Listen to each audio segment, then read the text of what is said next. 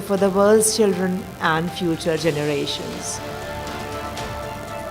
Dr. Jagdish Gandhi is unyielding in his approach to uniting the world for children through enforceable world law and effective global governance, and that is the theme of the conference. And Dr. Gandhi urges all the dignitaries attending the 23rd conference to mull over the formation of a world government and create a better world for children as they put their heads together to seek a solution for creating a culture of peace and unity, addressing issues like global citizenship, role of society, media and judiciary, along with peace education for the youth as they brainstorm over establishing the rule of law in the light of creation of a world parliament, limitations of International Court of Justice and International Criminal Court, tackling international corruption and relationship between international and domestic law. As they talk it out over human rights, discussing protection of fundamental rights, violence in and against children, and also rights of women and children and gender equality. As the debate over the global governance structure in the light of UN reforms and review of UN Charter, New World Order on democratic lines, reform of global governance structure, and consideration of options for a global structure. As they consider tackling global issues in the light of extremism, ethnic and civil wars, and nuclear disarmament, along with gender equality, social equity, and social justice. And lastly, as they deliberate upon sustainable development, climate change and environmental issues in the purview of global warming, international environmental laws and growth, global population growth and sharing of natural resources, review of progress and role of youth in achieving sustainable development goals 2030 and global health challenges as the sub-themes to be taken up herein.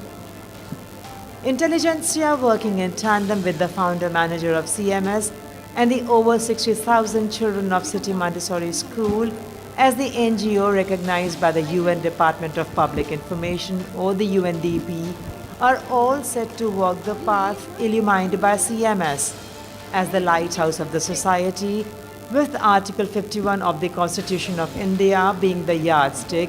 In the Sanctum Sanctorum of the Temple of Learning, the World Unity Convention Center, rising to the occasion, they comprehend the urgency of the matter, even as they feel it is the time for change, and the time is now.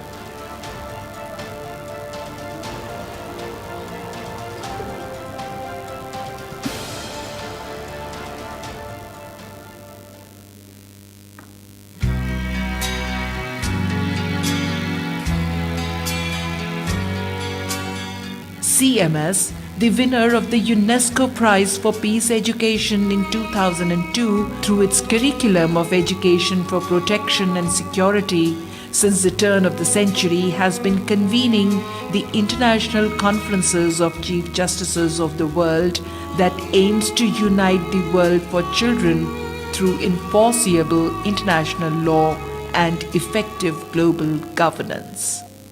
To hold discussions, share concerns, and to build consensus for world unity and peace.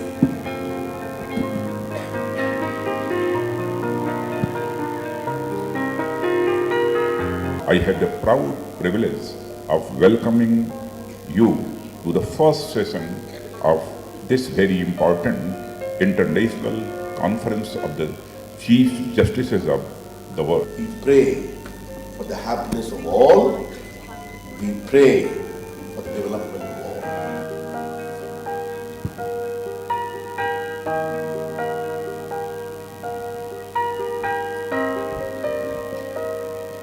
I appeal to everybody. Do not busy yourself only in your own concerns or the concerns of your countries alone. Let your thoughts be fixed upon that which will rehabilitate the fortunes of mankind and sanctify the hearts and souls of men. Talking about issues in which globally there is unanimity. हमारे देश की संस्कृति और सभ्यता वसुधैव कुटुंबकम की रही है. The staff, the students for the spectacular welcome program they organized on the international fora and for the international luminary fora. Conference is a great achievement in itself. Really feel that we will have some outcomes from the deliberations that you will have over the next few days. आपसी समन्वय और भाईचारे का प्रचार प्रसार पूरी दुनिया में हो। विश्व शांति सारी दुनिया का सपना है। It's a unique conference virtually organized by 2.5 billion children of the world. विश्व शांति के हम साधक हैं, जंग ना होने देंगे, हम जंग ना होने देंगे।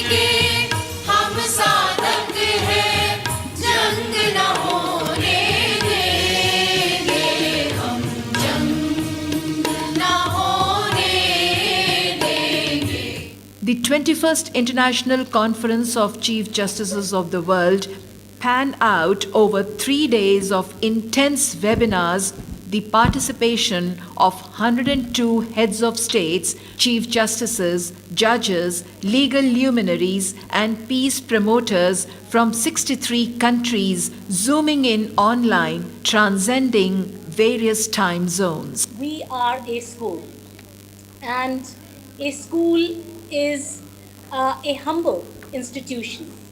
But to such a humble institution, probably, unarguably, some of the most eminent people of the world have come to today and during the course of this forthcoming conference to meet with some of the humblest people on the planet, namely school teachers, school children, and people like the management of a school.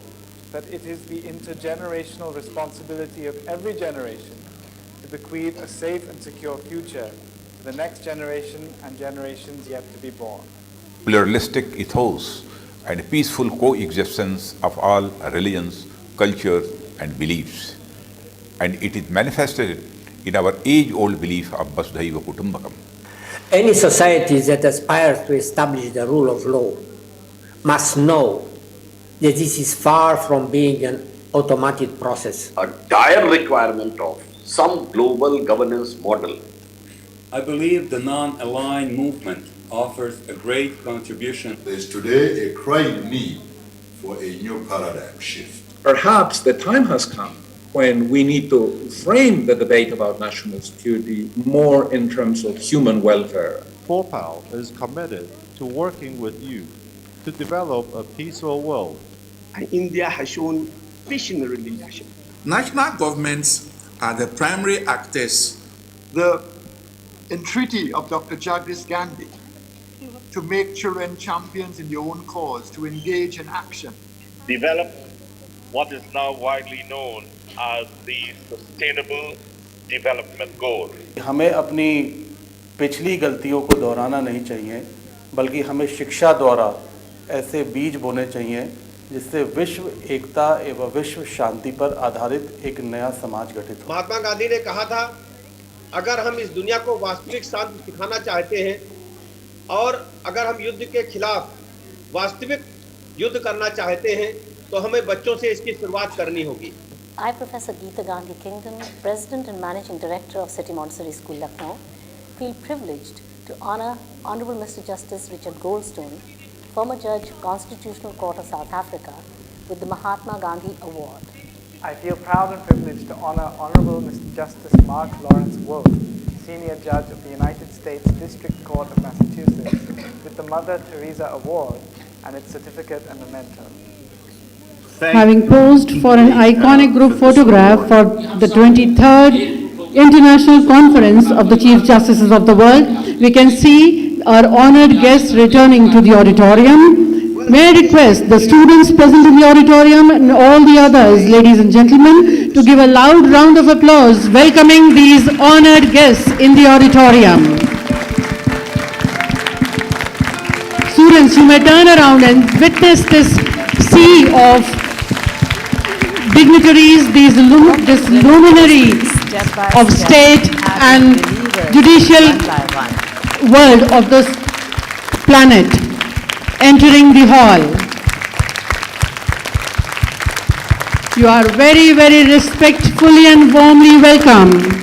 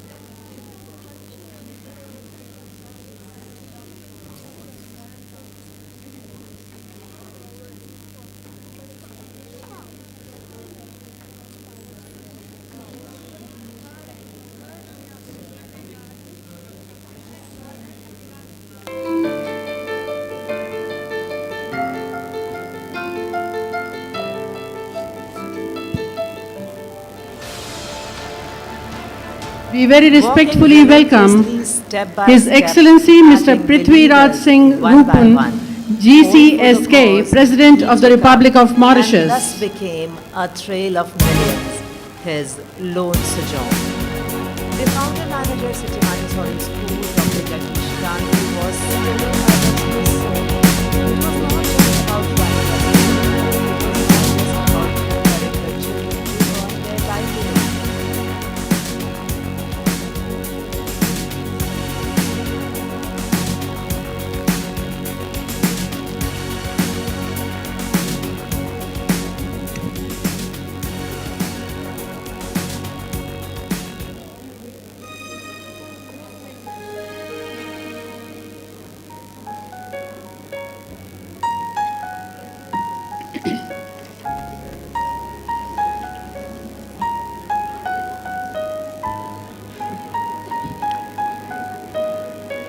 As the guests return to the hall, I can notice the warm smiles on their faces. I'm sure the bright sun out there has done wonders.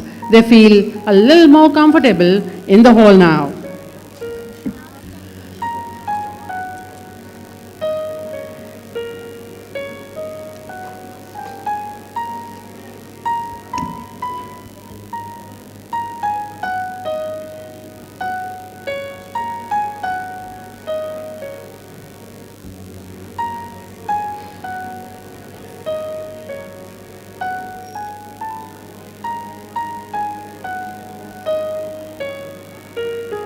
The protocol officers are requested to kindly escort their respected guests to the seat and thereafter kindly proceed towards the sides and the back of the auditorium. I repeat, the protocol officers are requested to escort their respected guests to the seats and thereafter kindly proceed to the left, right or the back of the auditorium and be comfortable. Jai Jagat to one and all present in the auditorium. I feel humbled and honored to extend warmest welcome to the state heads who have decided to come here. We very respectfully and very warmly welcome the President of Republic of Mauritius once again, His Excellency Mr. Prithviraj Singh Rupan, GCESK. We very warmly and respectfully welcome His Excellency Sir Rodney Ere Lawrence Williams, GCMG, Governor General of Antigua and Barbuda. You're welcome, sir. We also extend a very, very warm welcome to Right Honorable Mr. Alban Sumana, Kingsford Bagban, Speaker of the Parliament, Republic of Ghana.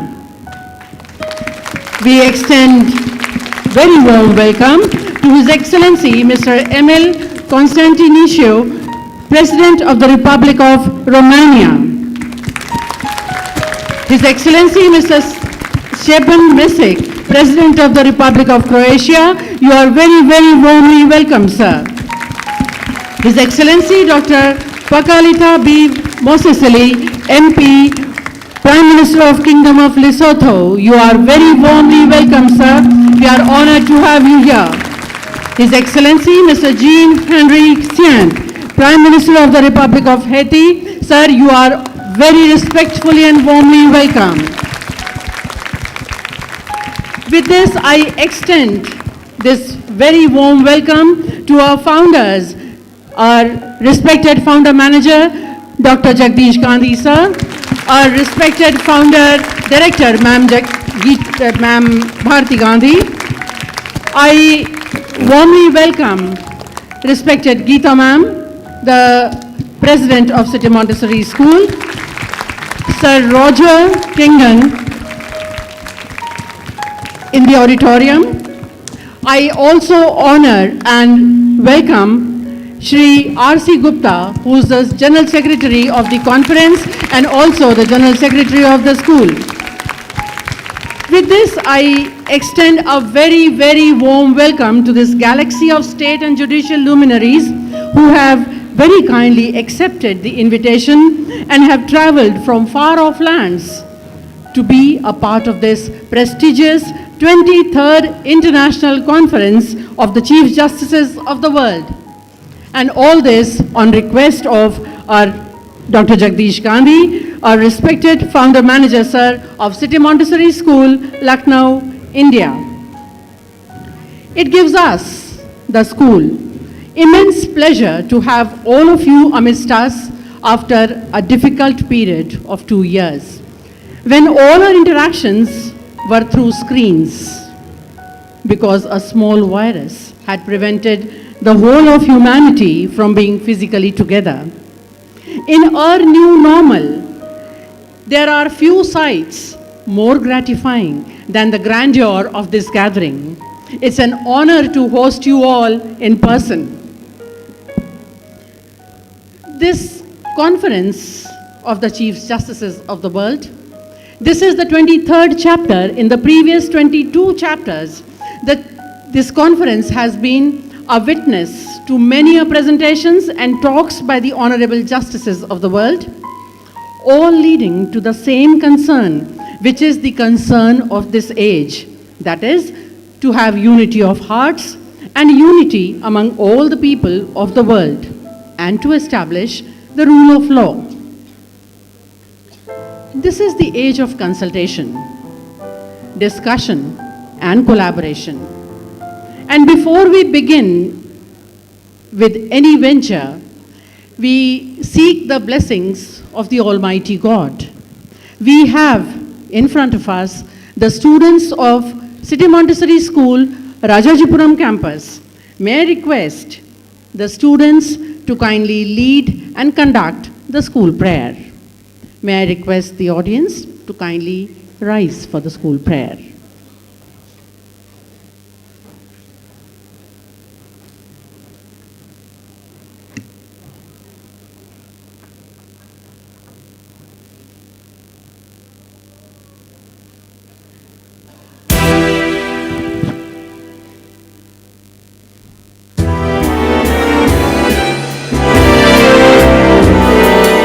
I bear witness, oh my God, that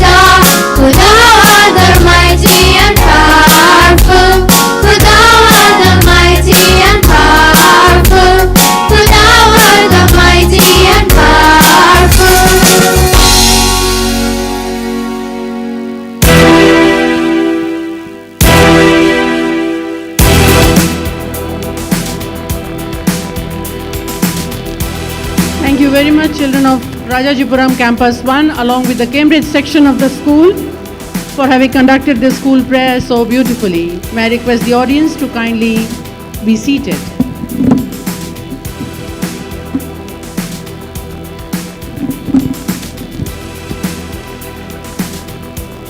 In City Montessori School, we believe that the school is the lighthouse of the society, showing the right path to the society, sharing and promoting an idea whose time has come is the driving force behind organizing this unique event for any school in the world.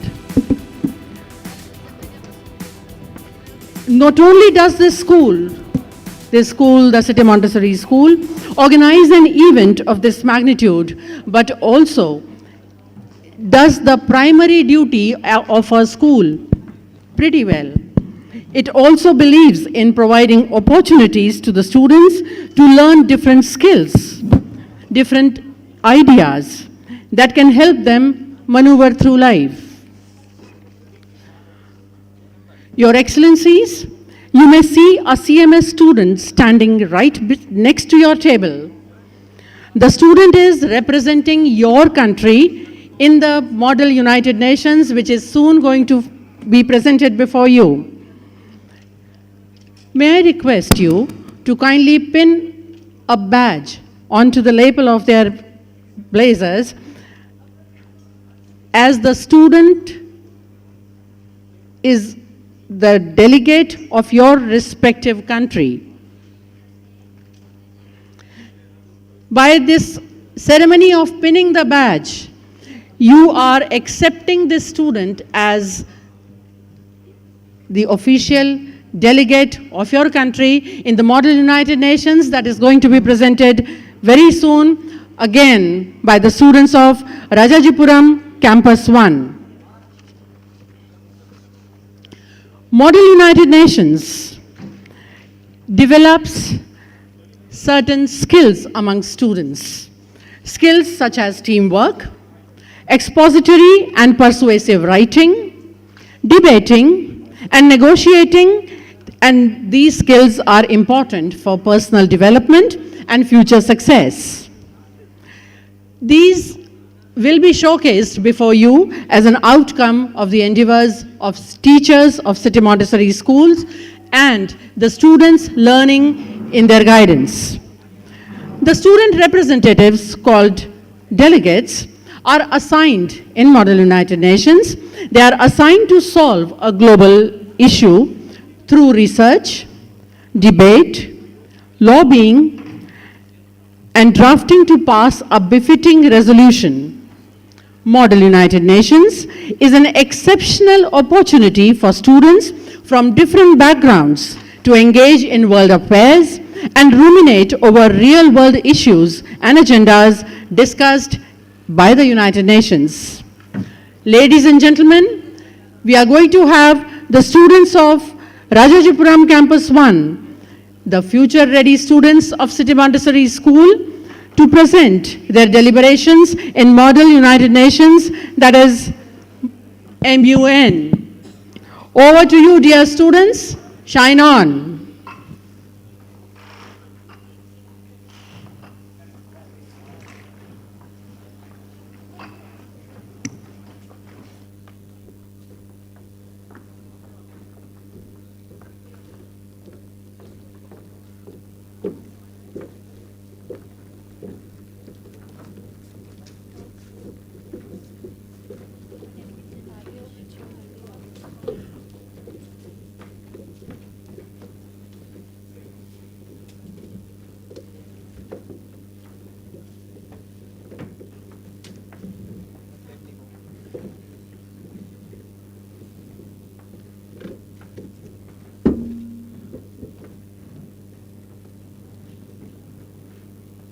The Model United Nations is a mock simulation of the United Nations organization where the delegates represent their countries, discuss and deliberate upon the issue that matters. It allows the students to develop a deeper understanding into the current world affairs. This year, the Siri Montessori School, Rajajipuram Campus 1, senior section will be presenting the Model United Nations at the 23rd International Conference of the Chief Justices of the World.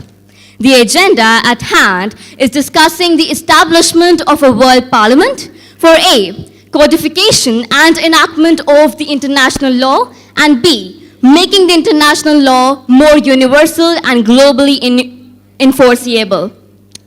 Education begins the moment we see children as innately wise and capable beings.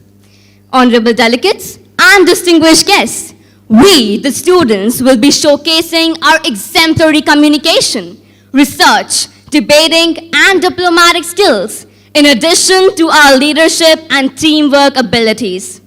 Let us all have a wise purpose here. Having said that, may I present to you the Model United Nations.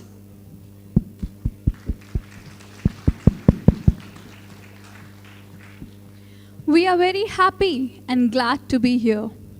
Happy because we are here to talk about issues that matter. And glad because you are here to hear us talk about them. Climate change, nuclear destruction, war and armed conflicts, reproductive rights, and a lot more. Being heard by you gives us a hope for a superior global legislation, active execution, and a fair jurisdiction. Every year, we have been meeting to discuss the agenda at hand, that is, how to make international law universally more enforceable. But I believe that now is the time we indeed should be acting upon this agenda. With that idea in mind and hopes in our hearts, I welcome you all to 23rd edition of International Conference of Chief Justices of the World. This year, we are simulating the United Nations General Assembly Committee 6th, the Legal. I'd like to take this opportunity to introduce you to this year's esteemed panel. To my left is Sankalp Srivastav, serving as the Secretary General, Ms. Avantika Avasthi, serving as the Chairperson, Ms. Suhani Mishra, serving as the Vice Chairperson, and I, Ananya Tripathi, serving as the Mentor. May I now request the Honorable Secretary General to carry on with the proceedings. Thank you, ma'am. Good morning, ladies and gentlemen. The situation is alarming as we are witnessing a disturbed world order characterized by war, crime, hate, and imbalance. It is must that before debating and contemplating, we ask ourselves some necessary questions that will set the ground for discussion. Are we so deaf not to hear the cries of the suffering, the needy, the old, and the young? Are we so blind not to see the atrocities on innocent civilians, flora and fauna? Are we so insensitive and inefficient to understand the situation, to feel their pain, the gravity of the issue at hand, and the dangers we pose to the entire world, our existence, our past, the legacy left by our ancestors, and most importantly, the future that we owe to our children? So, ladies and gentlemen, I would request you all to make the most of this session to work the peace of the hour. Having said that, I would like to welcome you all to the Model United Nations at the 23rd International Conference of the Chief Justices of the World 2022. Now, with the powers vested in me as the Secretary General for this session of the Model United Nations at the 23rd International Conference of the Chief Justices of the World 2022, I, Sankalp Srivastav, declare the conference open. I would now request Madam Chairperson to kindly continue with the proceedings of the committee. Now, as the roll call has already been taken, the quorum is established and the committee is ready to start. Delegates, at this point of time, do we have any points on the floor? Any motions on the floor? Yes, Delegate of Libya. The delegate of Libya wishes to raise the motion to start with the general speakers list, with individual speakers' time being 45 seconds. This motion is in order. Delegates who second the motion? Any oppositions? Seeing both, we'll put this to vote. Delegates for the motion? Delegates against the motion? This motion clearly passes. Delegates who wish to speak in the GSL, please raise your placards. Delegate of Mauritius, followed by Delegate of Libya, Delegate of Switzerland, and Delegate of Peru. Delegate of Mauritius, you have the floor for 45 seconds. Thank you, Chair. I may be a dreamer. I dream of a clean green, dream of clean blue rivers. I dream of clean breathable air. I dream of clean potable water. And I may be a dreamer, but do I dream of something which cannot be done? Do I dream of an invincible goal, or do I dream of an unachievable target? Climate change, ladies and gentlemen, is real, and I am afraid if we do not act now, it will soon be too late. Recently, we witnessed the coronavirus pandemic, with which several fringed impacts were seen. The point which this is leading to is the fact that the earth is treating us the same way we have been mistreating it.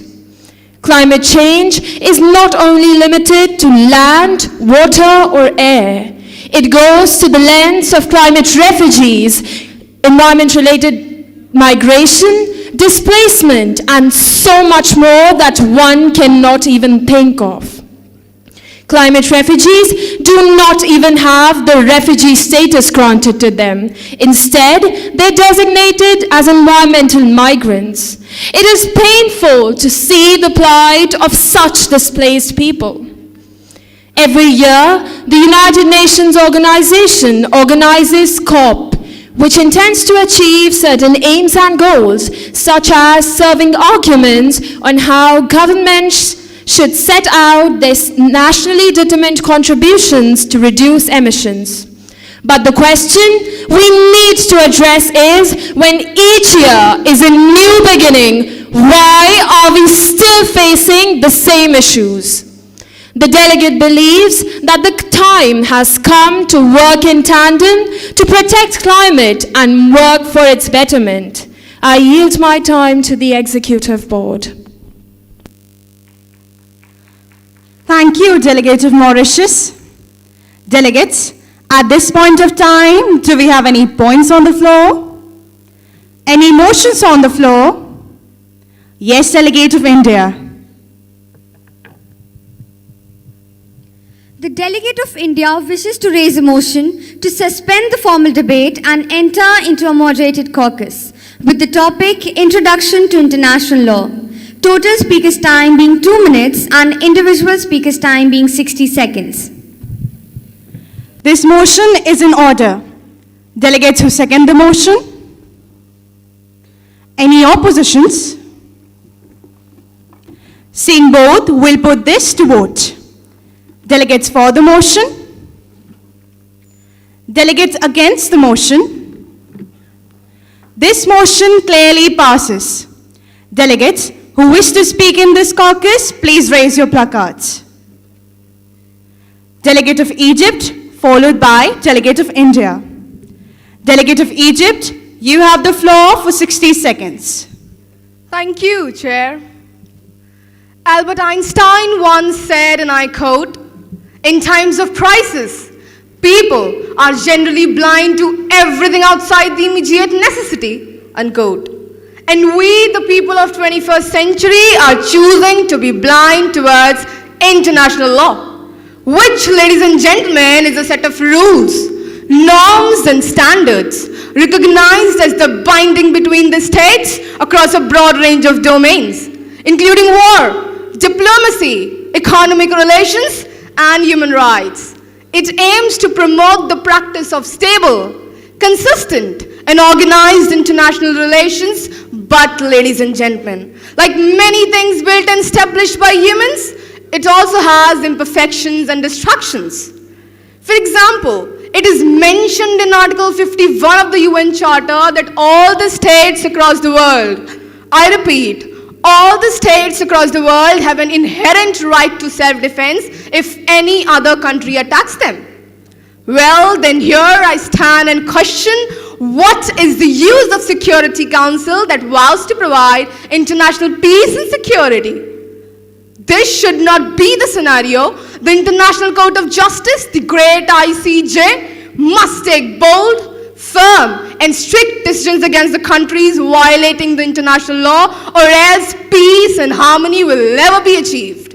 As rightly said by Sir Hosni Mubarak, the former president of Egypt, and I quote, "Any political system can commit mistake. Any state can commit mistake.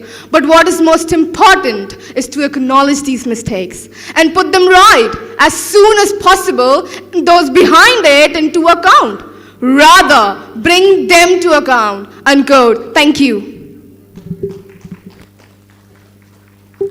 Thank you, Delegate of Egypt. Delegate of India, you are recognized. Thank you, Chair. Even after 77 years since the formation of United Nations, I ask how united we actually are. The implementation and abidance of international law in the world politics continues to exist as a major concern for the United Nations. International law is frequently violated. States stop obeying it the moment they see it as a hindrance to their foreign policy, just like China, Pakistan, and so many others. International law should be followed by each state. On the other hand, India is a country that has the biggest contribution towards UN peacekeeping missions. We are a country that gave the message of peace and not war to the world. As rightly said by the External Affairs Minister of India, Mr. S. Jaishankar, and I quote, "Respecting international law, recognizing the legitimate interests of partners, promoting common good, and supporting multilateralism is the only way of a durable world." I unquote. Thank you. Thank you, Delegate of India. Delegates, at this point of time, do we have any points on the floor? Any motions on the floor? Seeing none, we revert to GSL. Delegate of Libya, you are recognized for 45 seconds. Thank you, Chairperson. Today, we have assembled here to discuss about the issues which are a matter of concern for our nations. And I'm sure many of you would have come up with the ideas to resolve them. But I have a question.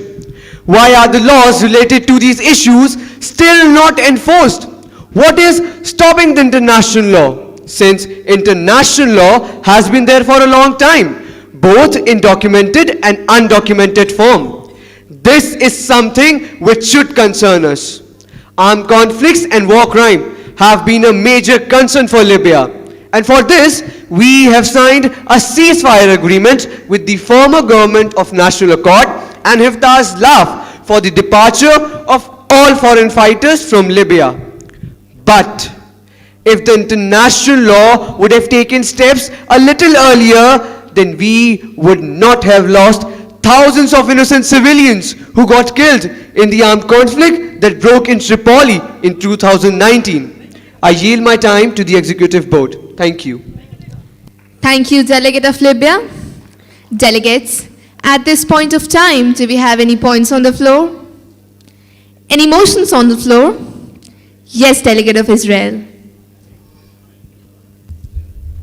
The Delegate of Israel would like to raise the motion to suspend formal debate and enter into a moderated caucus on the topic issues pertaining to international law, for total time being 3 minutes and individual speaker's time being 1 minute.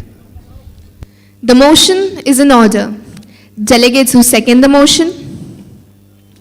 Any opposition? Seeing both, we'll put this to vote. Delegates for the motion? Delegates against the motion? This motion clearly passes.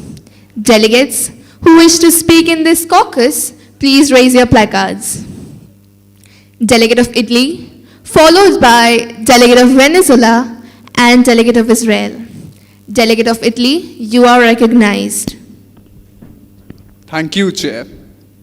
The key to implement international law is through understanding, which would eventually result in collaboration. La collaborazione multiplicazione. The events of recent months have presented us with problems we cannot solve alone. I am referring to the pandemic, to economic recovery, and the fight against inequalities.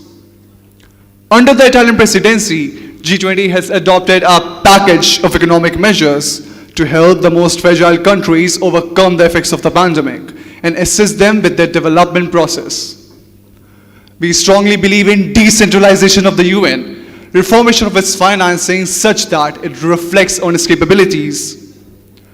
UN should vary the veto. We believe that no nation should have such an autonomous authority. Italy urges the global community to come together, hold hands in unity, and work for a better, safer, and more just world for us all. Non ho niente da non giure. Thank you, Delegate of Italy. Delegate of Venezuela, you are recognized. Thank you, Chair. Law, in its domestic terms, is traditionally viewed as a set of commands backed up by penalties. My country, Venezuela, is suffering from a profound humanitarian crisis.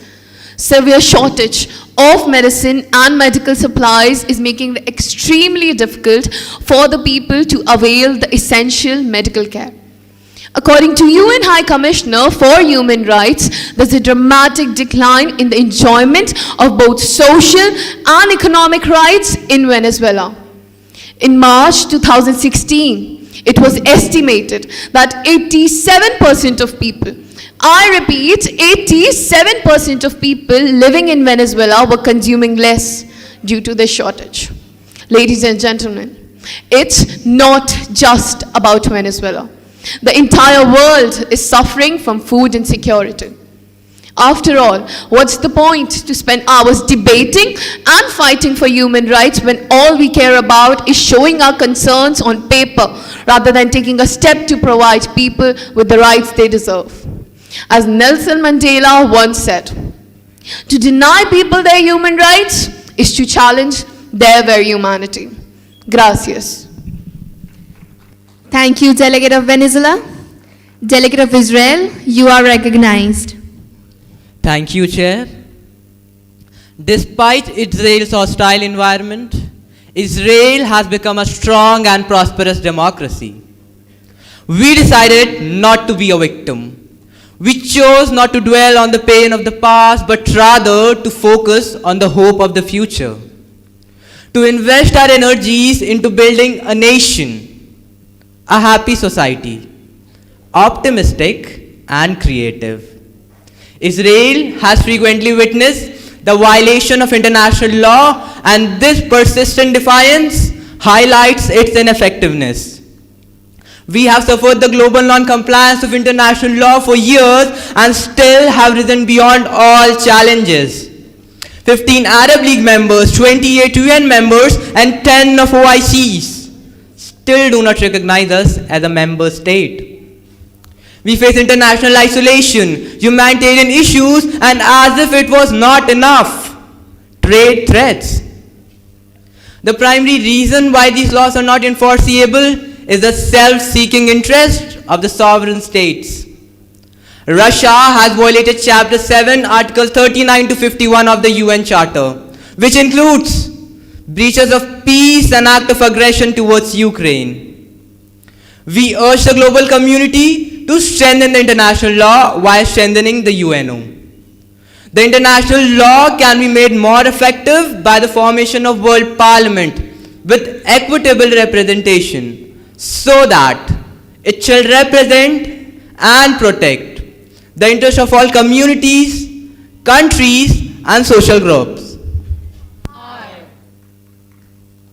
Thank you, Delegate of Israel. Yes, Delegate of Russia, what point do you rise to? The delegate of Russia would like to raise the right to interjection. Granted. Thank you, Chair. In February 2022, our President, Mr. Vladimir Putin, declared that Russians and Ukrainians are but one people. And since Russia is like an older brother to Ukraine, it must be the one to be in charge. But most of the Ukrainians do not agree with this fact, as they are clearly inspired by the words of their president, Mr. Volodymyr Zelensky.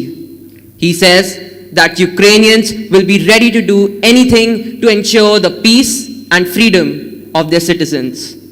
On the other hand, Russia had urged Ukraine not to join NATO, but it refused. So in the recent years, due to the growing intimacy between Ukraine and NATO, Russia was left with very little option for the protection of its citizens as well as its nation.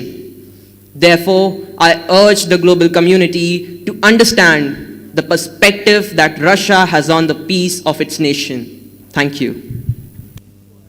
Thank you, Delegate of Russia. Delegates, at this point of time, do we have any points on the floor? Any motions on the floor? Seeing none, we revert to GSL. Delegate of Switzerland, you have the floor for 45 seconds. Thank you, Chair. International law has existed for a long time now. But the question arises, how legitimate and effective has it been? This very question has been surfacing in law institutions for years now. And yet, no consensus has been found.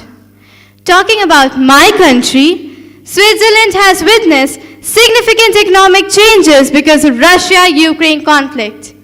If the international law was more effective, such a crisis would not have been faced by the Swiss economy. However, we must not forget about the fact that international law can be enforced in many ways. That is, by courts, multilateral treaties, and by Security Council, which can impose sanctions and authorize the use of force when there is a threat to international peace and security. I yield my time to the Executive Board. Thank you, Delegate of Switzerland. Delegates, at this point of time, do we have any points on the floor? Any motions on the floor? Yes, Delegate of Japan. The delegate of Japan wishes to raise the motion to suspend the formal debate and enter into a moderate caucus on the topic Steps to make international law universally more enforceable, with a total time of 3 minutes and individual speaker's time being 60 seconds. This motion is in order. Delegates who second the motion? Any oppositions? Seeing both, we'll put this to vote. Delegates for the motion? Delegates against the motion? This motion clearly passes. Delegates who wish to speak in this caucus, please raise your placards. Delegate of South Korea, followed by Delegate of South Sudan and Delegate of Romania. Delegate of South Korea, you have the floor for 60 seconds. Thank you, Chair. More than ever before in human history, we share a common destiny. We can master it only if we can face it together. United Nations is a world's greatest mechanism for making peace. But, ladies and gentlemen, do we think or see that the laws are really being followed?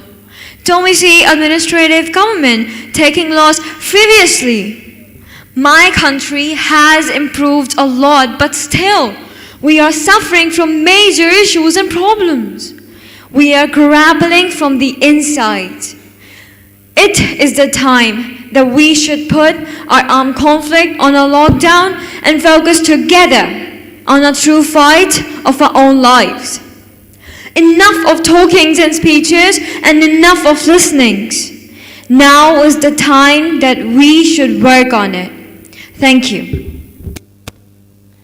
Thank you, Delegate of South Korea. Delegate of South Sudan, you are recognized. Thank you, Chair. As far as international law is observed, it provides us with stability and order, with the means of predicting the behavior of those with whom we have reciprocal legal obligations. Violence is one such issue that causes the most significant concern in Sudanian society. There were high hopes when oil-rich South Sudan gained independence in 2011 after a lot of conflict. In 2015, the signing of the agreement on the resolution of the conflict led to a temporary pause. But the fight was reignited within a few months. For such issues, international law has been framed from time to time, but due to its ineffectiveness, it cannot be enforced. However, there are ways to make it effective and enforceable, like enforcement by authorities framed by treaty regimes and by fixing a concept of punishment so that the states will fear before violating the law. Thank you. Thank you, Delegate of South Sudan. Delegate of Romania, you have the floor for 60 seconds. Thank you, Chair. The delegate of Romania would like to suggest the addition of the erga omnes obligations in the international law policy. Erga omnes is a Latin phrase meaning towards all or for all. In international law, the concept of erga omnes refers to specifically determined obligations that member states have towards the international community as a whole.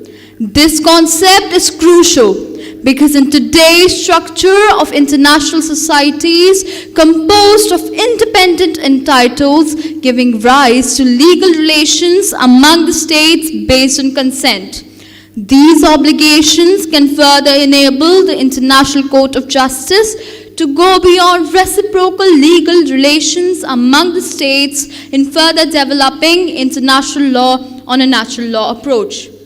The delegate of Romania feels that this concept should be made a compulsion for all the member states. Romania is party to most of the international humanitarian law treaties, and we pledge to fulfill all the obligations and refer from them. Thus, we need to put human rights, believe in world peace, and respect for international law back at the heart of foreign policy. Thank you.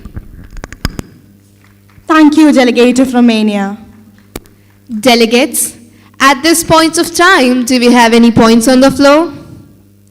Any motions on the floor? Seeing none, we revert to GSL.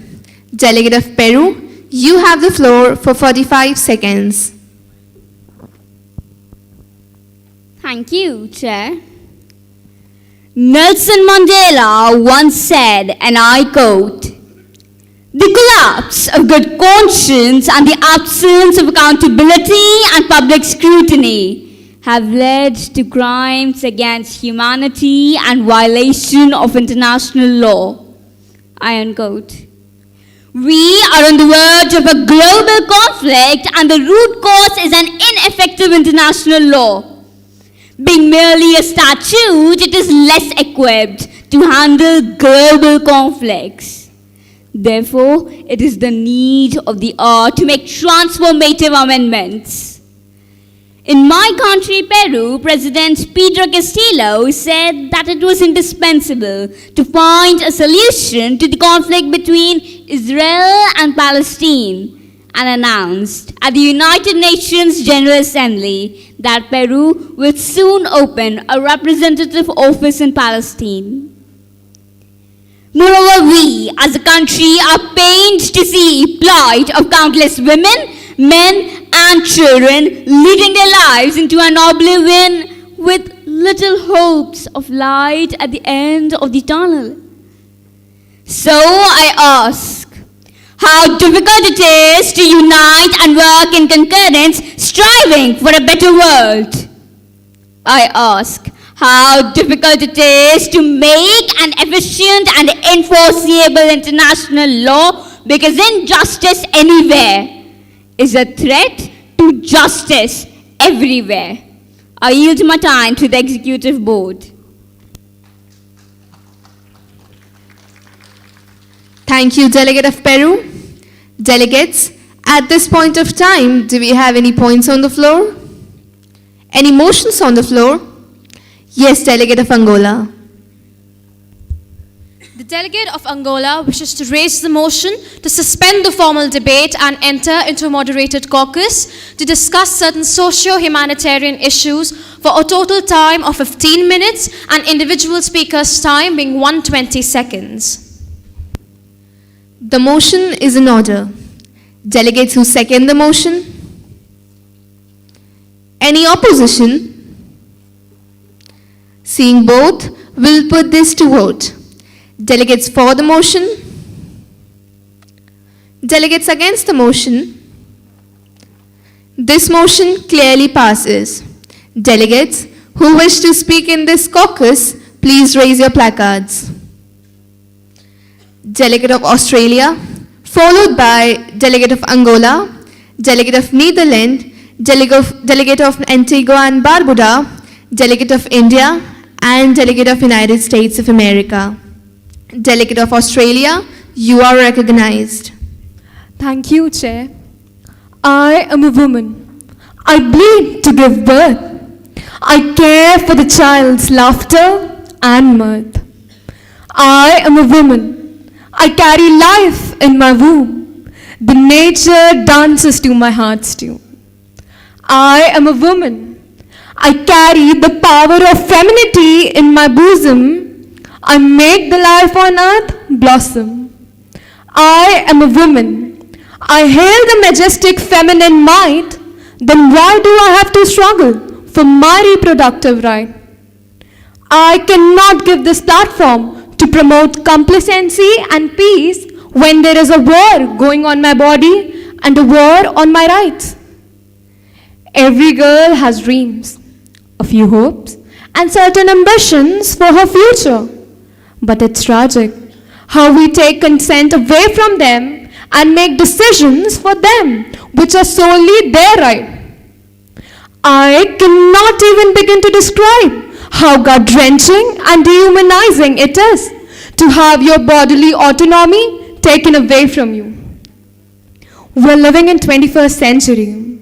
Undue caution by the state have not only lost its meaning, but also holds no place in this era.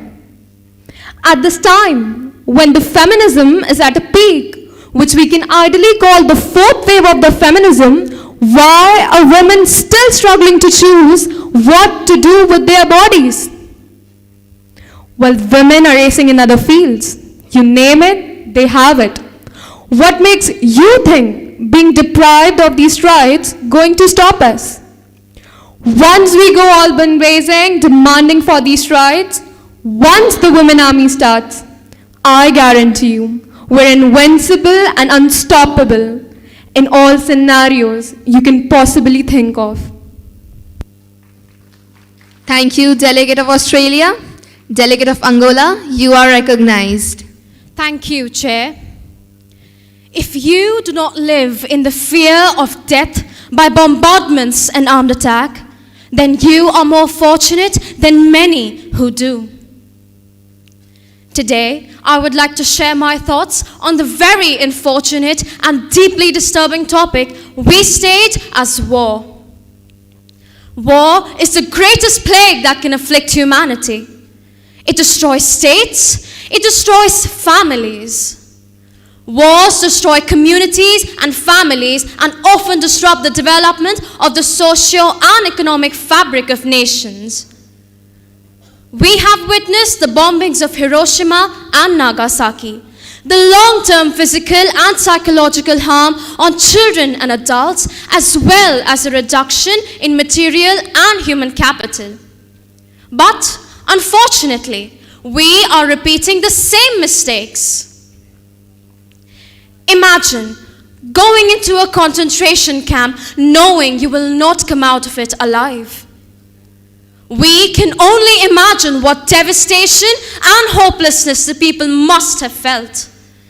And not just this, the nuclear radiations imposed damage over an extended period ranging from years to generations. The whole world heard the cries of the people. But the question arises, what did we do? What did we do as a global community?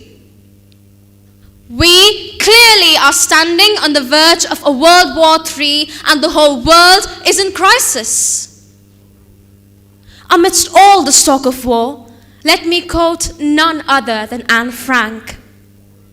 How wonderful it is that nobody need wait a single moment before starting to improve the world. End quote. What better time than now? Who better people than us? It is an idea whose time has come, and we must come together as a global community to put an end to war. Thank you. Thank you, Delegate of Angola. Delegate of Netherlands, you are recognized. Thank you, Chair.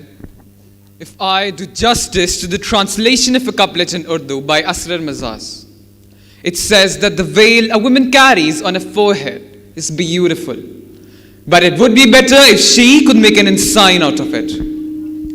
A veil carries many a significance: honor, values and some culture, a decoration in women. But when this veil makes a woman look weak in the patriarchal society, her entire existence comes in danger. Let's try and imagine a woman's life.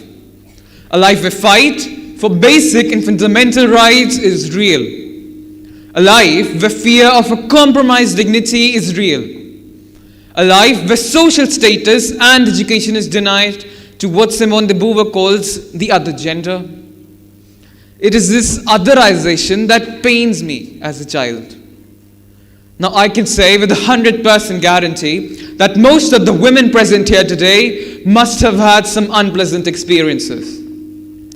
Why have we still not been able to come to terms with the fact that women are at par with men?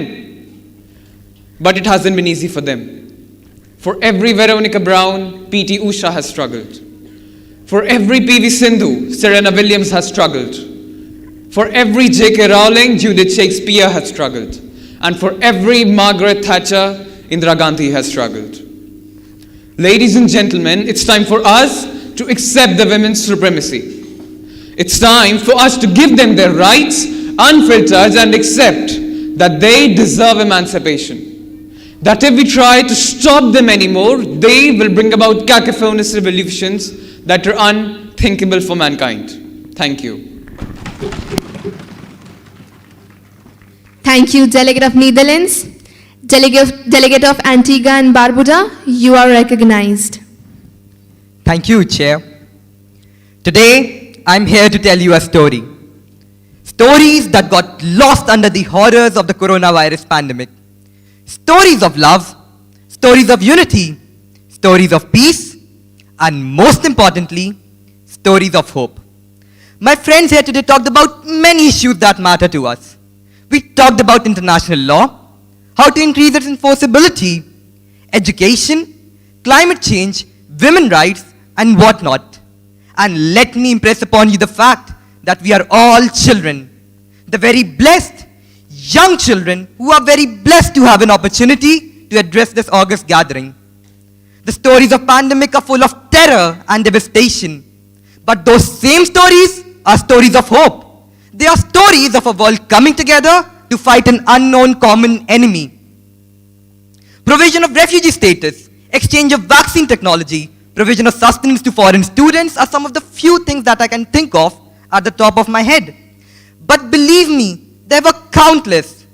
Mass prayers, animal shelters, food drives became such a common sight that the world actually got reduced to a common global village.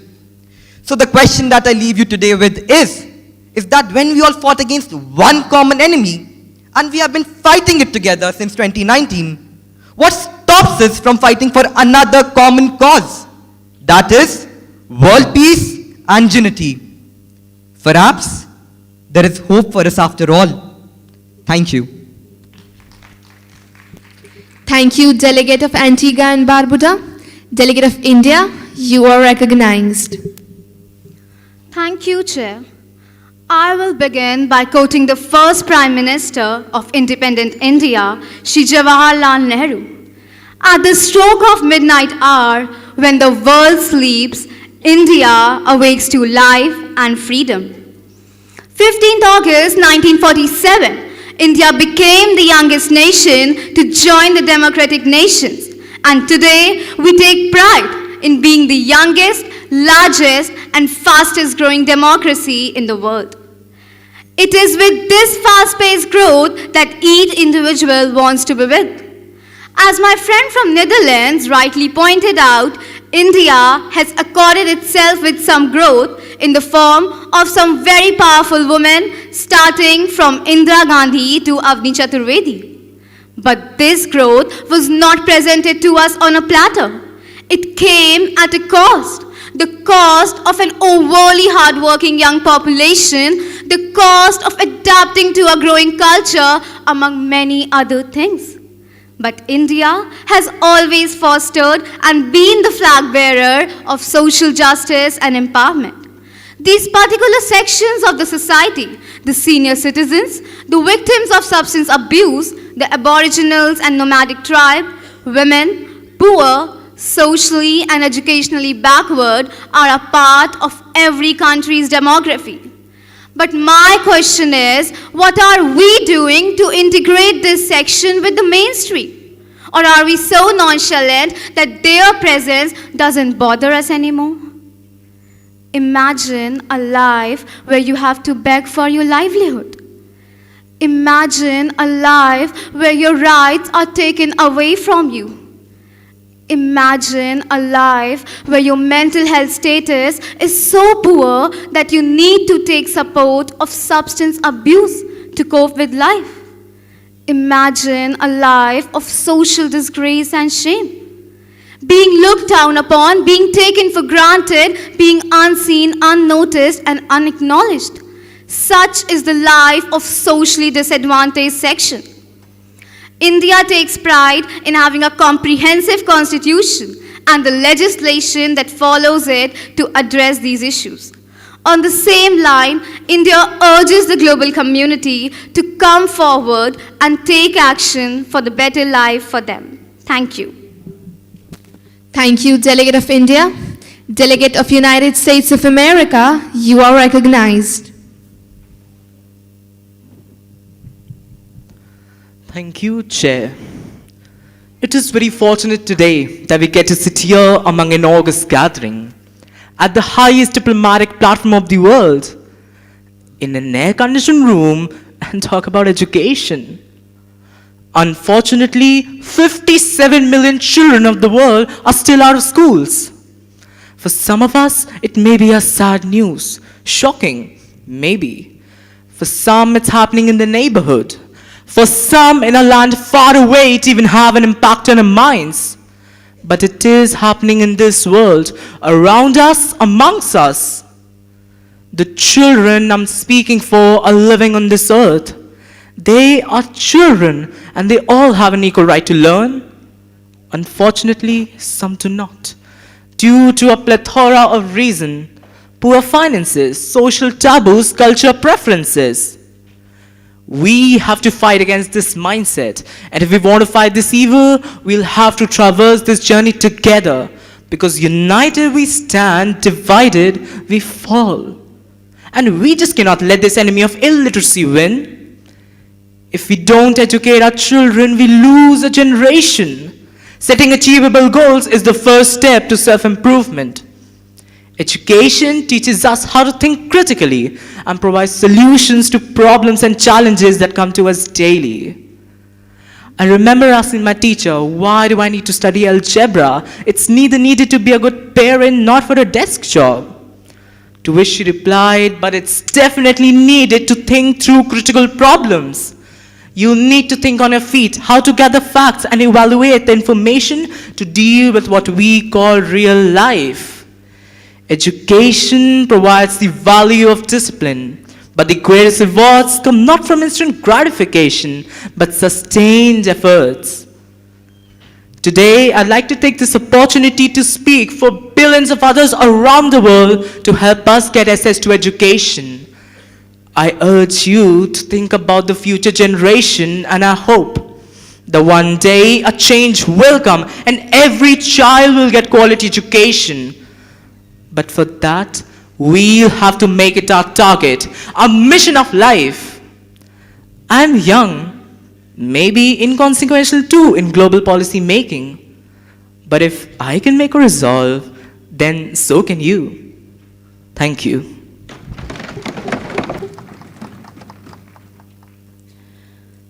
Thank you, delegates, for that enlightening and informative discussion.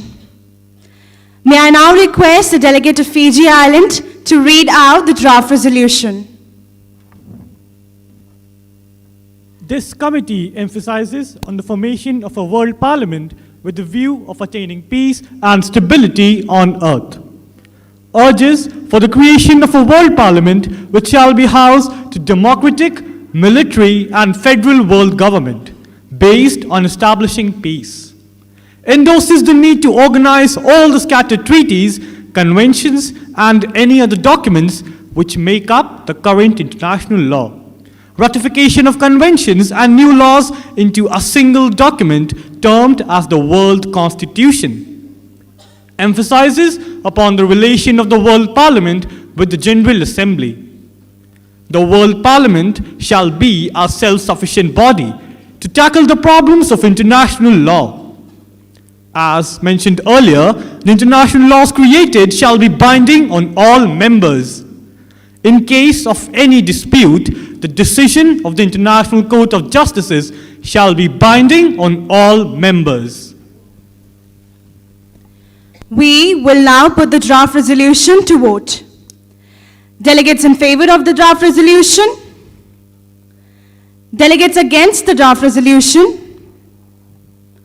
Delegates in abstention? With 48 yes, 8 no, and 4 abstention, the draft resolution clearly passes.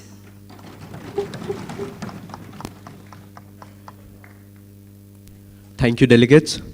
It was indeed an overwhelming experience to hear from you all. During the discussion, some very important pointers were brought up and spoken about. All in all, we got a glimpse of the issues that are concerning us and the international law in entirety. While opening the conference, I mentioned war, crime, hate, and imbalance. But what we must remember is that this is definitely not the end. We must focus on the spots of love, joy, peace, unity, togetherness, harmony, and hope for sure, and take it all as a guiding light for ourselves to work to establish a better world order. Having said that, I would like to thank our mentor, the very esteemed members of the Executive Board, honorable delegates, the press, and the audience for their exemplary roles. Now, with the powers vested in me as the Secretary General for this session of Model United Nations at the 23rd International Conference of the Chief Justices of the World 2022, I, Sankalp Srivastav, declare the conference closed.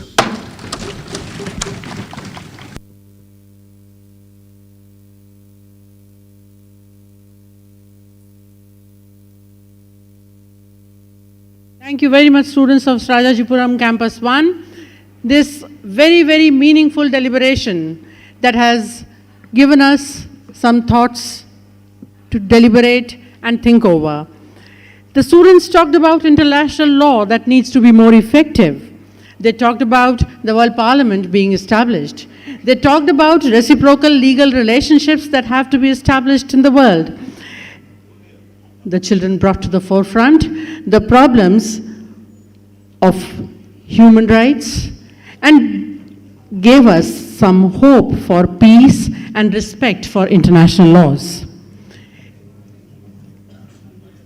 The Model United Nations almost ended with the hope for a better future. When one child can do it, so can you and I. This child is giving us hope. This child is giving us way to move ahead. And I want to put on record at this point of time that Your Excellencies, you're coming from all over the world over the years, meeting the President of our country and his ministers year after year, it is bringing about a positive change. Are we surprised when we hear G20 summit reverberating with the thought and accepting the thought of this era is not the era of war.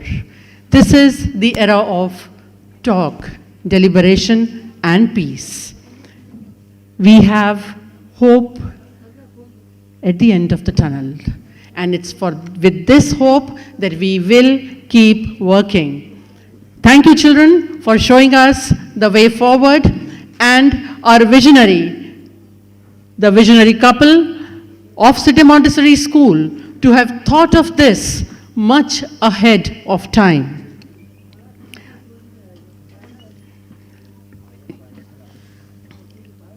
The members of the press are here now for an interaction with the Excellencies.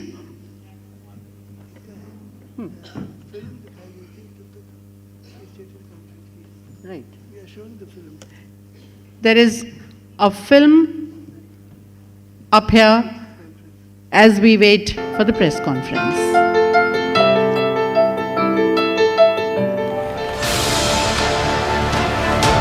Walking relentlessly step by step, adding believers one by one, all for the cause he took up and thus became a trail of millions, his lone sojourn. The founder-manager City Montessori School, Dr. Jagdish Gandhi, was still a restless soul. It was not just about running a school. It was not just about preparing the children to earn their livelihoods. It was this and so much more. He wanted the young boys and girls to rise above self and recognize the larger good. Welfare of the humanity at large, of the child populace at large, future generations included.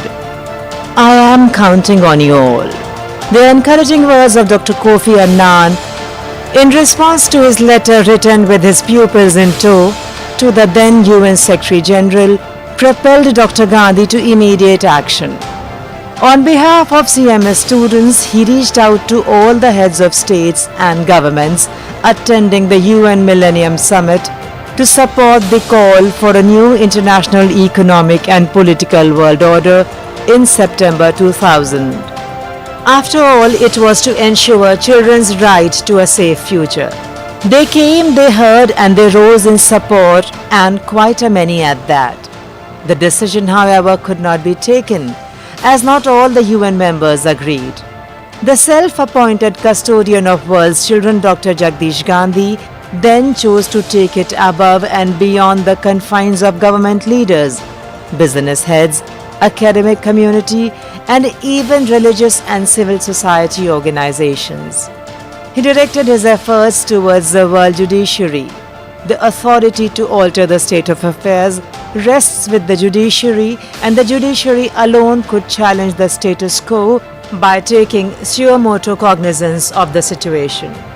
Being fully aware of the power of the independent judiciary, he has been relentlessly pursuing them, and the overwhelming support coming from the members of the judiciary has been truly rewarding. So far, 1,361 Chief Justices, judges, heads of states and governments have participated from 136 out of 193 UN member nations in these conferences of Chief Justices of the world. In the wake of the ongoing war between Russia and Ukraine, Now Dr. Gandhi gears up to call the 23rd Conference of Chief Justices of the World from 16th to 22nd November 2022 in Lucknow, India. The war bears testimony to the massive destruction of all kinds, how people have suffered, how the children are dying, being orphaned and rendered destitute is being witnessed by the world. The International Conference of Chief Justices of the World assumes so much more importance in the light of this instance, literally pushing the world over the edge. Had an enforceable world law been in place, the reality could have been different. The large-scale use of weapons of mass destruction could have been avoided, and the massacre could have been averted. Millions of precious lives lost could have been saved, and immense resources misused could be used to construct than destroy. Quite clearly, children are the worst sufferers of a calamity. And this is precisely what Dr. Gandhi has been trying to convey to the world at large for more than 63 long years from the day of inception of CMS and for 22 years through this very Conference of Chief Justices of the World. The guardian of the world's children of the present and the future did not pause even during the corona crisis and held the conference online twice over. An offline conference yet again, and Dr. Gandhi is fully geared to reach out to the 239 participants from 59 countries attending the 23rd Conference of Chief Justices of the World, legal luminaries, heads of states and governments, and peace promoters taken together.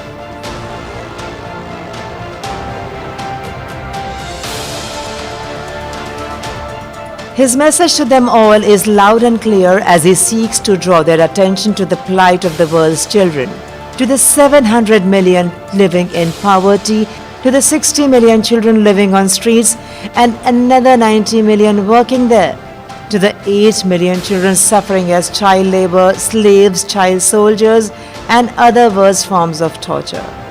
Children without access to education, those living in unhygienic conditions, children dying of hunger, malnutrition, and diseases, and those facing challenges in so many other ways. The convener of the series of Chief Justices conferences yet again seeks to convey it to the world and to the attendees of this conference to work towards securing a safe future for the world's children and future generations. Dr. Jagdish Gandhi is unyielding in his approach to uniting the world for children through enforceable world law and effective global governance, and that is the theme of the conference.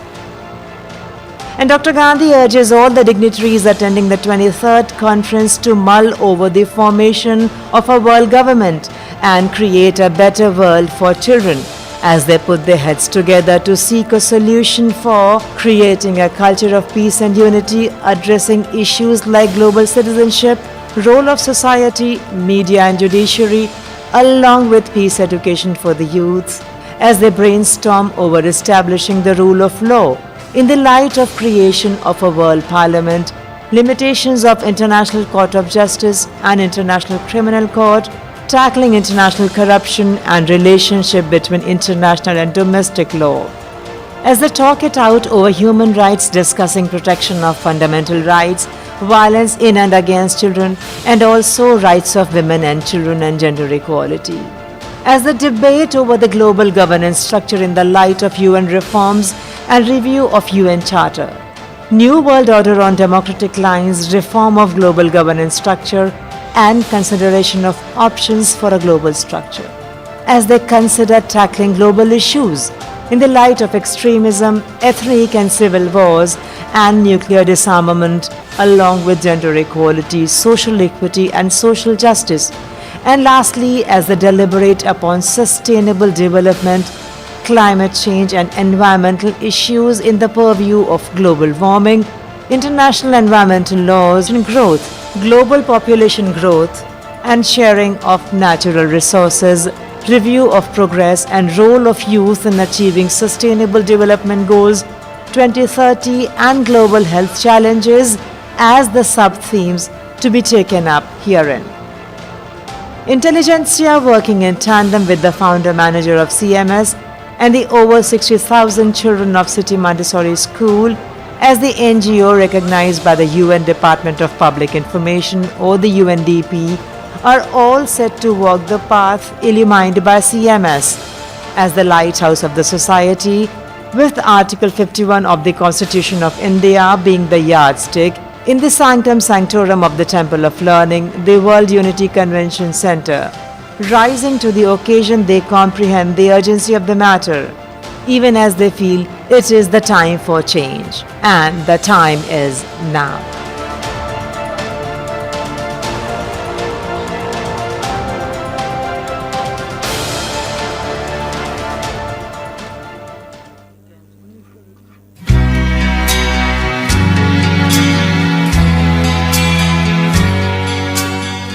CMS, the winner of the UNESCO Prize for Peace Education in 2002 through its curriculum of education for protection and security, since the turn of the century has been convening the international conferences of Chief Justices of the world that aims to unite the world for children through enforceable international law and effective global governance. To hold discussions, share concerns, and to build consensus for world unity and peace.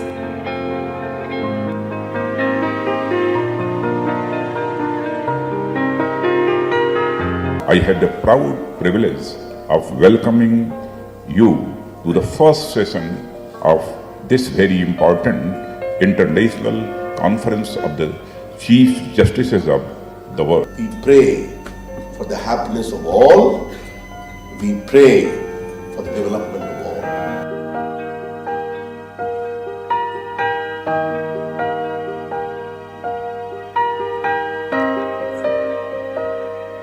I appeal to everybody. Do not busy yourself only in your own concerns or the concerns of your countries alone.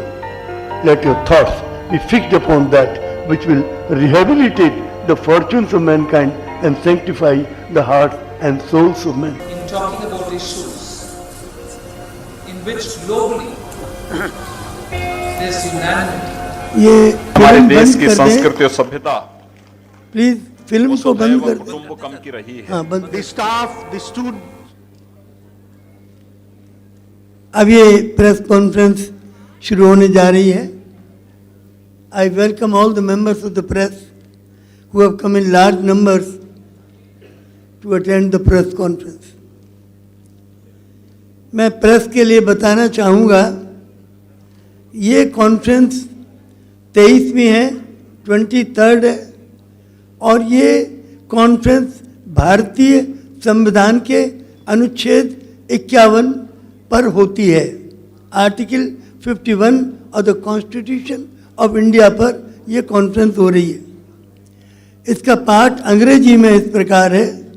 The state shall endeavour A to promote international peace and security, B maintain just and honourable relations between nations, C tick कर दो तुम जिसको बुलाना हो, सी foster respect for international law, and D encourage settlement of international disputes by arbitration.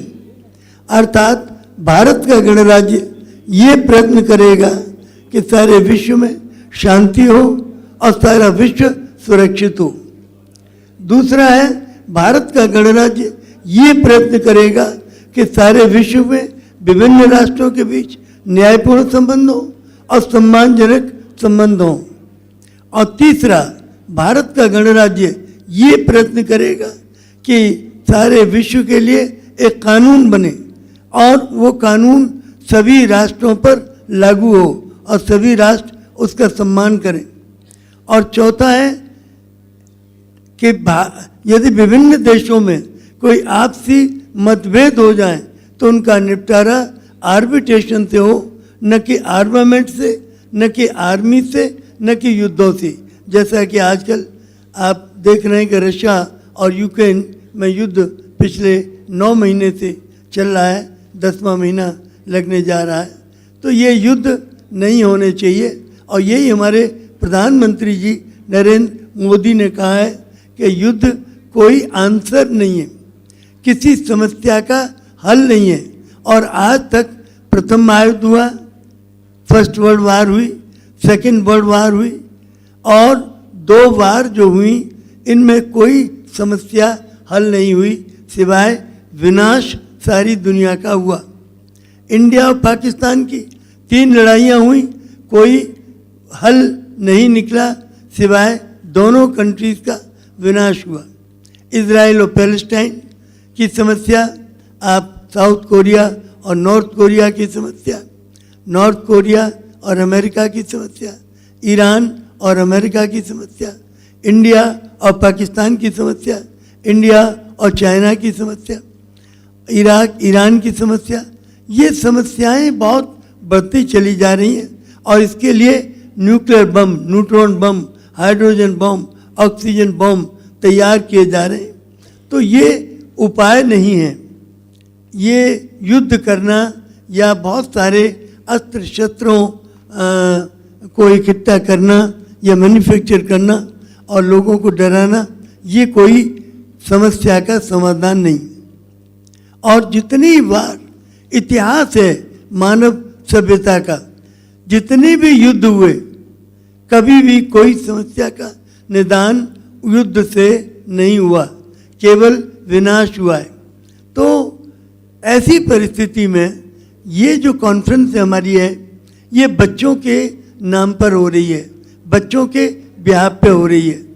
The future of over 2.5 billion children of the world and the generations yet to be born has become progressively more insecure and unprotected during past 7 decades since the bombing of Hiroshima and Nagasaki and the recent spread of international terrorism,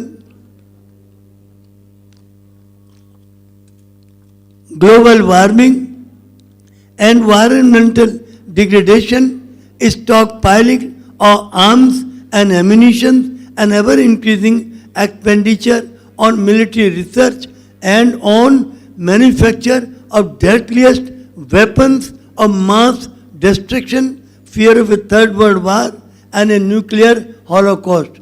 तो ये जो स्थिति आज बन रही है वो nuclear Holocaust की है और न्यूक्लियर हॉलोकॉस्ट हुआ, यदि न्यूक्लियर वार हुई तो इसमें दुनिया में कुछ भी नहीं बचेगा, सब कुछ समाप्त होगा।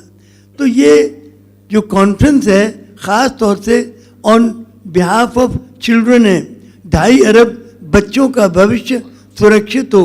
बच्चों का कहना है कि अंकल आप सब एक हो जाओ हमारे भविष्य को सुरक्षित करने के लिए।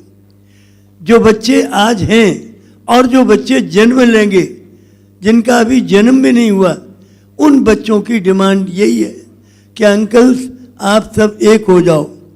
और जजेस से हमारी दरख्वास्त है कि you can take our cause to the presidents and prime ministers of various countries and talk to them, the opposition leaders also talk to them and any how bring message of peace in the world. हमारे बीच में हमारे महामहिम राष्ट्रपति जी Mauritius के बैठे हुए हैं। His excellency mister Prithviraj Singh Roopun, आप हमारे प्रेसिडेंट हैं मॉरिशस के वर्तमान में। और मॉरिशस एक पीसफुल कंट्री है, शांति प्रिय देश है, इसीलिए हमने ख़ास तौर से उनको यहाँ आमंत्रित किया कि एक पीसफुल कंट्री के एक ऐसे राष्ट्रपति हैं जो कि पीस में, विश्व शांति में विश्वास रखते हैं। तो इन्हीं को हमने बुलाया कि हमारी जो बच्चों की आवाज़ है, ये जो राष्ट्रपतियों के सम्मेलन होते हैं, प्रधानमंत्रियों के, उन सम्मेलनों में हमारे बच्चों की आवाज़ को रखें कि आप सब एक हो जाओ, क्योंकि अब दुनिया में एकता के अलावा और कोई रास्ता नहीं है। या तो युद्ध है और विनाश है। विनाश के अलावा और कुछ नहीं मिल सकता, या तो फिर एक होंगे या तो नष्ट हो जाएंगे। पंडित नेहरू ने कहा था, either the world will unite और इट विल पेरिश, या तो दुनिया एक हो जाएगी या दुनिया नष्ट हो जाएगी। यही बात हमारे जो गर्बाचौप थे प्रेसिडेंट यूएसएसआर, उन्होंने भी कही कि दुनिया को एक होने का वक्त आ गया है और दुनिया एक नहीं होगी तो दुनिया नष्ट होगी। यही बात, एक मिनट बैठ जाओ, सभी लोगों ने कही है। आप देखें विंस्टन चर्चिल ने भी यही कहा, शब्द अलग अलग हैं। जो जॉन एफ कैनेडी ने भी यही कहा, आइजन हॉवर ने भी यही कहा, महात्मा गांधी ने कहा कि फेडरेशन ऑफ वर्ल्ड की आवश्यकता है, वर्ल्ड पार्लियामेंट की आवश्यकता है। इसके अलावा इस दुनिया को बचाने का और कोई उपाय नहीं है कि वर्ल्ड की एक फेडरेशन बने या वर्ल्ड की पार्लियामेंट बने। तो ये जो वर्ल्ड की पार्लियामेंट का कॉन्सेप्ट है कि वर्ल्ड की एक पार्लियामेंट बने, यूनाइटेड नेशन में 5 वीटो पावर हैं, अमेरिका, चाइना, रशिया, फ्रांस और इंग्लैंड, और उनकी वजह से ये पूरा यूनाइटेड नेशन 5 पावर ब्लॉक्स में बटा हुआ है। तो हमारी कोशिश यह है कि वर्ल्ड की एक ऐसी पार्लियामेंट बने जिसमें कि कोई वीटो पावर नहीं होवे। तो इस तरह की वर्ल्ड पार्लियामेंट की ज़रूरत है। और ये हमारे बच्चे आज उन्होंने मॉडल यूनाइटेड नेशन का अभी कार्यक्रम किया। कल जो हमारा उद्घाटन है उसमें सवेरे 9 बजे उसमें हमारे बच्चे एक वर्ल्ड की पार्लियामेंट का एक कर रहे हैं। वर्ल्ड की पार्लियामेंट बच्चों की वर्ल्ड जुडिशरी समिट कल होगी सवेरे 9 बजे, आप उसे आके देखिए। तो बच्चों की मांग केवल एक है, वो ये कि हमारे भविष्य को सुरक्षित बनाने के लिए सभी राष्ट्रपति और प्रधानमंत्री एक हों और जजों से हमारी जो जस्टिस है, चीफ जस्टिस और जजेस आए हैं, उनकी पावरफुल वॉइस बहुत माने रखती है। The judiciary is the last hope of humanity's survival. मानव अस्तित्व की रक्षा के लिए जो जजेस हैं और जुडिशरी है, कंबाइंड जुडिशरी, वो last hope of man survival of Mankind है। मानव जाति के अस्तित्व की रक्षा के लिए अंतिम जो है वो जुडिशरी है। तो हमारा जुडिशरी से भी यही कहना है कि आप बच्चों के कॉज को लेकर के आप, और ये भारी तादाद में जो चीफ जस्टिस और जजेस लखनऊ में आए हैं, ये सब एक ही उद्देश्य को लेकर आए कि बच्चों का भविष्य हमें सुरक्षित बनाना है। 2.5 अरब बच्चे हैं, 7.5 अरब की आबादी है, 1/3 उसमें से बच्चे हैं, तो 7.5 अरब में से 1/3 बच्चे हैं। तो उन बच्चों के भविष्य को सुरक्षित बनाने के लिए ये कॉन्फ्रेंस हो रही है। अब मैं चाहूँगा कि his excellency Shri Rodney Errey Lawrence William, governor general of Antigua and Barbuda, press के नाम बताएं कि इस conference, how this conference can help the making of the world parliament and making of the world government. तो his excellency Shri Rodney Errey Lawrence William, yes, just address the press. Well, I would say that it's a very good idea for us to meet, to have dialogue from time to time, as is displayed here at this conference of Chief Justices, in terms of seeking to have the young people of the world go on to promote peace in the world.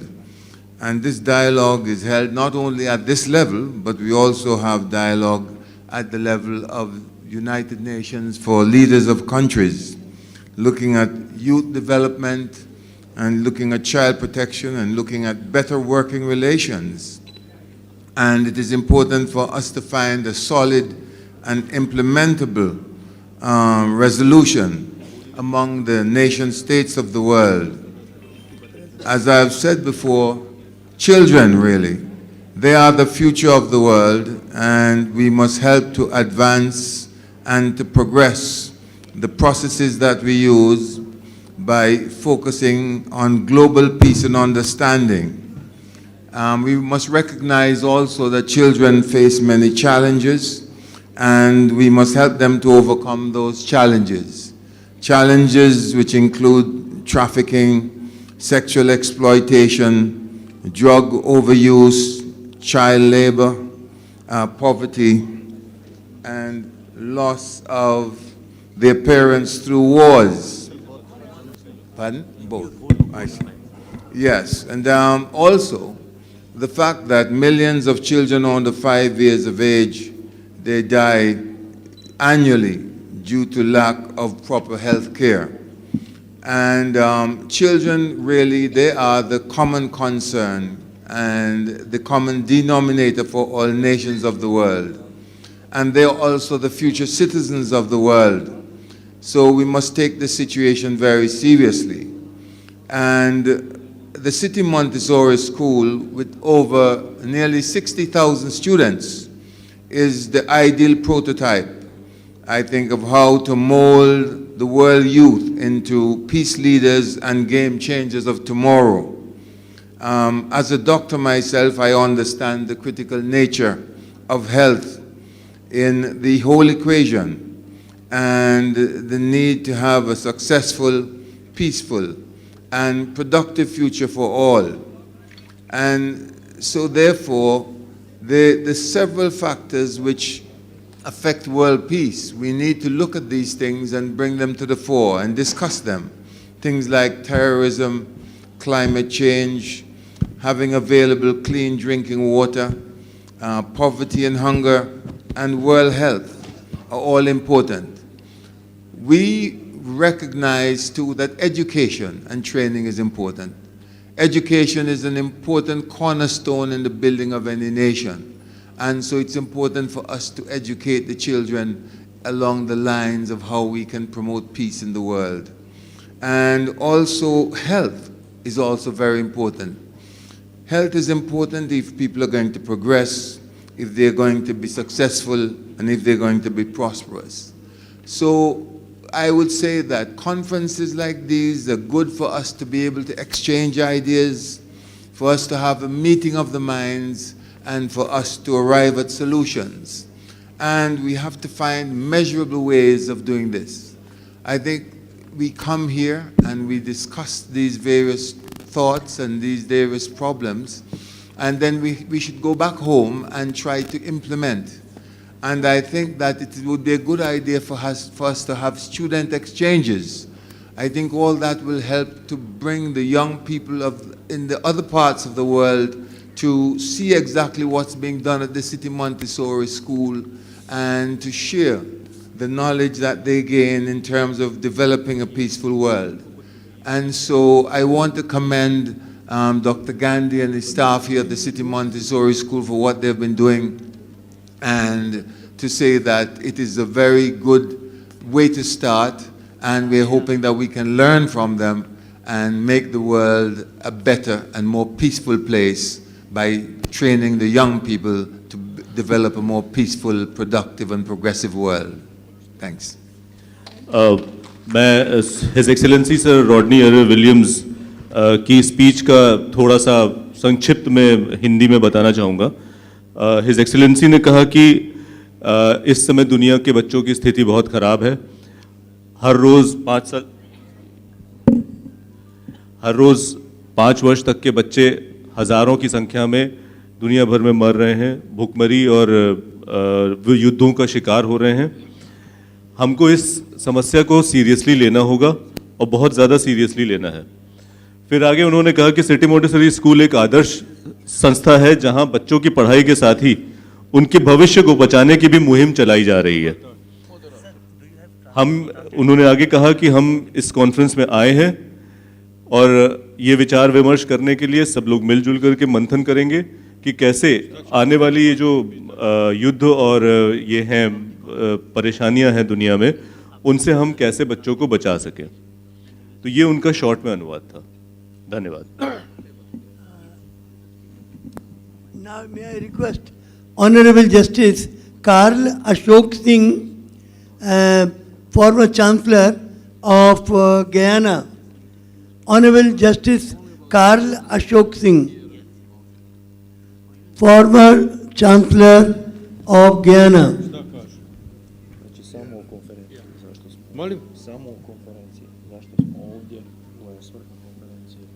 Karl Ashok Singh hai? Yes, I'm here.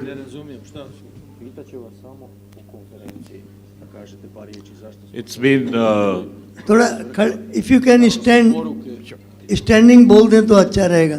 Yes. greetings, everyone. We've had a pause in participating collectively at this conference because of the global pandemic. But our awareness and our determination to share our ideas with the ultimate objective of creating a safer world and to safeguard the interests of the children of the world. That has been essentially the objective of all of the judges who come here. We have listened to the participants at the Model UN General Assembly, and the message is clear that concern for world peace and security is of paramount consideration. Over the last months, we have seen deteriorating circumstances in the world. We have seen rising prices, escalating cost of living. The war in Ukraine has had disastrous results. And these are the things that negatively impact the welfare and the well-being of the children of the world. Dr. Gandhi believes that the voice of the judiciary is a compelling one, and that what we determine would be a matter of influence for our leaders.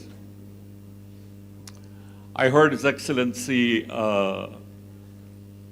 Williams say, or rather suggest, that we should not just come to this conference and participate,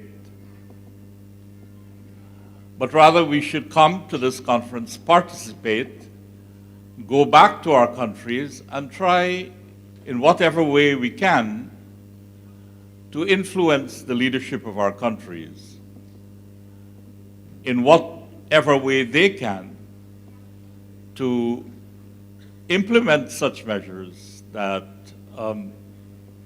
bear out what was conveyed, what was decided, what was resolved here in Lucknow. And so we have emerged, and I dare say, I hope we have emerged safely with many casualties out of the pandemic. But the predictions of turbulence, the predictions of cost of living crises, they are still before us. And so the resolve must be, ultimately, we all have a role to strive to secure a future that is safe, to secure a future in which the welfare and well-being of the children of the world are ensured. Thank you.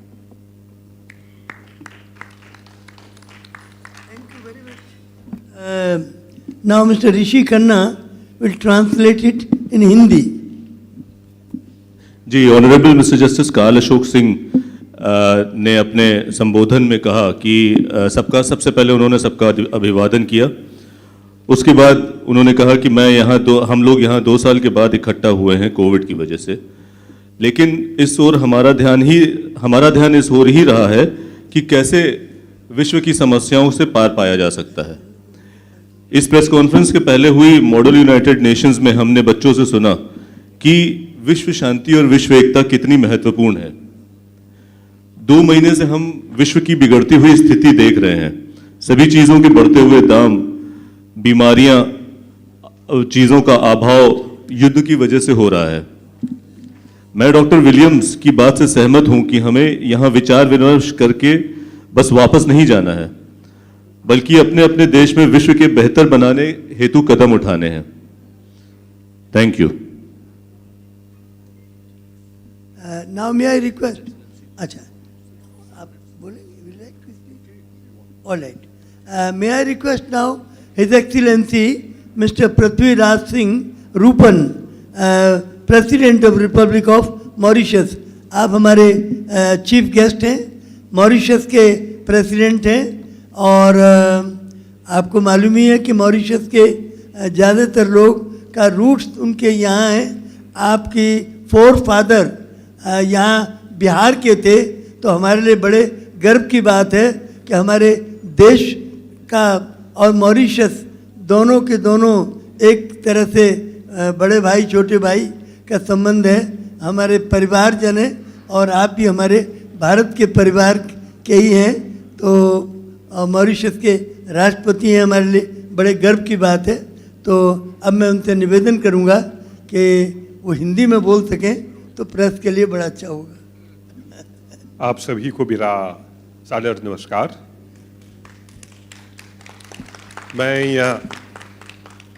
मुझे बहुत खुशी हो रही है कि मैं यहाँ पर आपके साथ शामिल हूँ।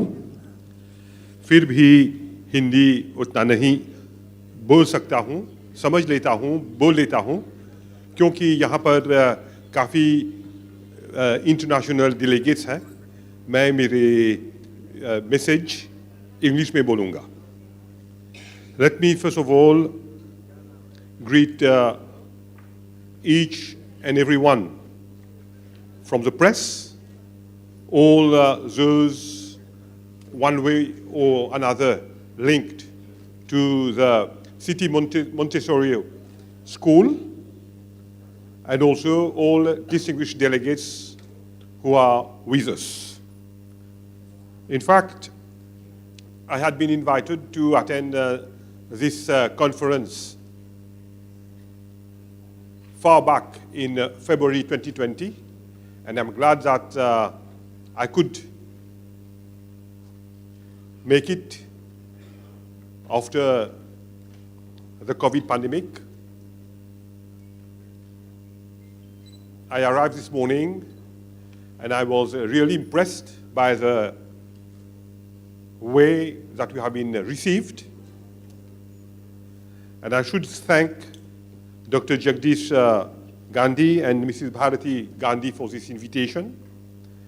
And I was really impressed by the eloquence of the interveners during the Model UN that we had seen, and also of the diversity of the different speakers, and they raised very important and pertinent questions over which we can't presume to have answers, but they were really pertinent issues, and which concern the globe.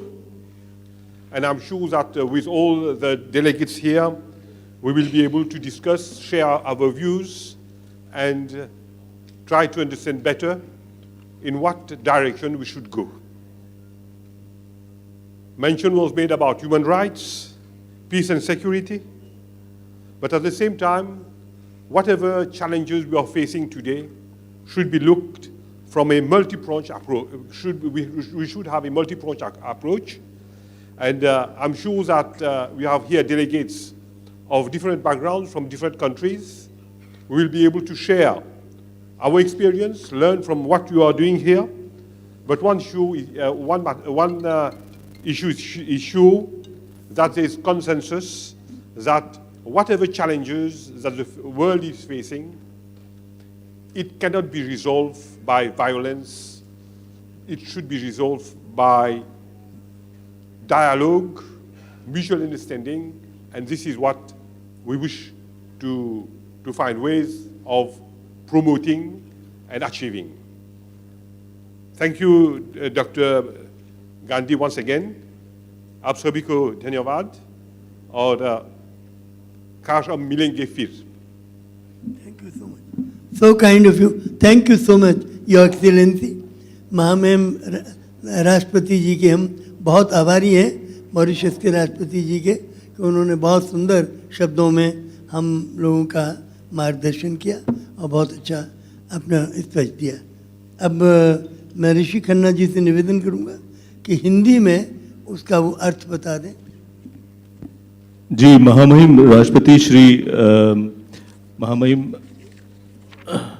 राष्ट्रपति श्री पृथ्वीराज सिंह पूरन जी ने कहा, रूपम जी ने कहा, I am sorry your excellency, ने अपने अभिभाषण में कहा कि मैं सबका पहले तो स्वागत करता हूं, प्रेस का स्पेशली, और सबका अभिवादन भी करता हूं. उन्होंने कहा कि मुझे फरवरी 2020 में इस कॉन्फ्रेंस में आने का निमंत्रण मिला था, पर 2 साल कोविड के चलते हुए वो नहीं आ पाए. पर मुझे खुशी है कि मैं आज यहाँ आपके बीच आ पाया.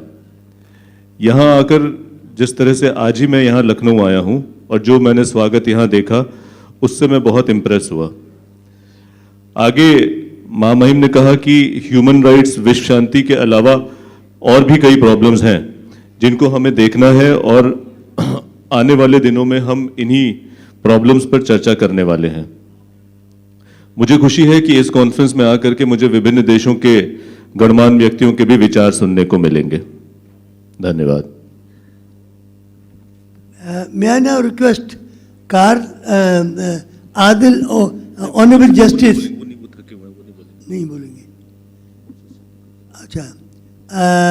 Dr. Pakalita B. Mosi Lili, Prime Minister of Kingdom of Lesotho. May I request Mosi Lili, the Prime Minister of Lesotho, to speak a few words.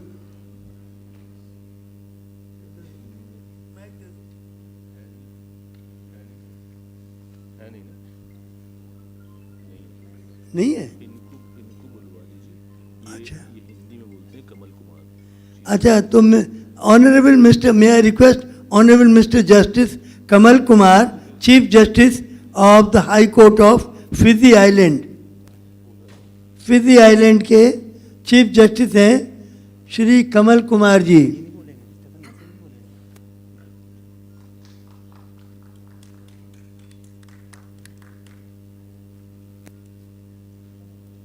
Sir, if you can speak in Hindi for the press, तो I will be obliged.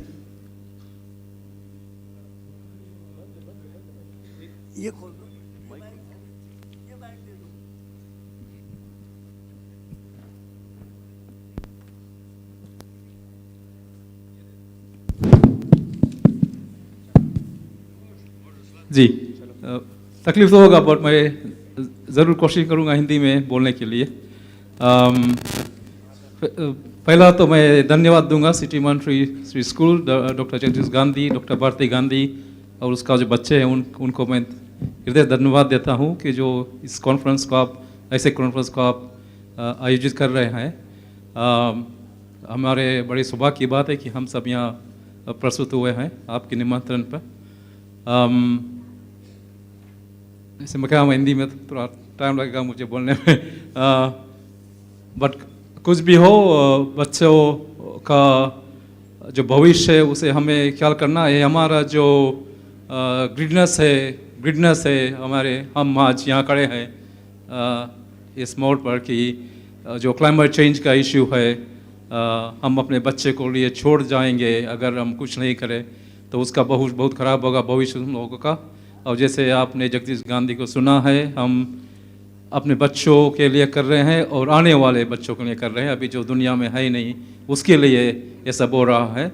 और आपने सुना वो assembly जो खड़ा किया गया था अभी स्टूडेंट के बीच में, सुना आप कितना तकलीफ़ है। ये जो यूनाइटेड नेशंस के बॉडीज़ जो है वो काम कर रहे हैं, मगर आपने देखा है अभी हाल ही में जो सिक्योरिटी काउंसिल है, यूनाइटेड नेशन बॉडी है, 1, 2 या 3 या कंट्री के पास वेटो पावर।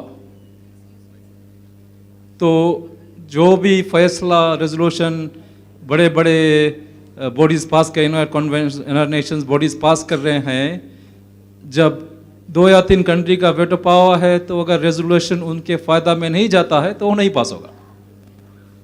तो वो जो ऐसा बॉडी है उसका रहने के फ़ायदा क्या है फिर। तो इसीलिए जो इस कॉन्फ्रेंस में के कारण है कि हम बात करें और अपने देश जाए, अपने नेताओं से बात करें कि ऐसा कानून इंटरनेशनल लॉ बनावे जो दुनिया में सबको पालन करना होगा। ऐसा नहीं कि एक पालन करे एक नहीं पालन करे। अगर ऐसा है तो कितना भी आप कानून बनाए और कितना भी बॉडीज़ क्रिएट करे, मैंने जो पेपर प्रेजेंट किया डॉक्टर जस्टिस गांधी ने दिया हमें एक कॉन्फ्रेंस से पहले, उसमें देखा कि जो बॉडीज़ है लाइक यूनिसेफ है, यूनाइटेड नेशन है, वो काम करते हैं अपने, उसको हम हृदय से धन्यवाद देते हैं, बट वो कम है, दैट्स नॉट इनफ। डेफिनेटली हमें और करना है। तो इसी बात पे मैं कहा कि मैं हिंदी में बहुत नहीं बोल पाऊँगा, बट आप सबका सहयोग चाहिए। मैं अपना स्पीच में लिखा हूँ, मैं क्लास 1-2 में था तब मुझे टीचर ने सिखाया था, एक सेंटेंस है, उस सेंटेंस में 10 अक्षर है और वो सब अक्षर में केवल 2 लेटर्स है, 2 letters, 10 words, 1 sentence, and it says as this: if it is to be, it is up to me.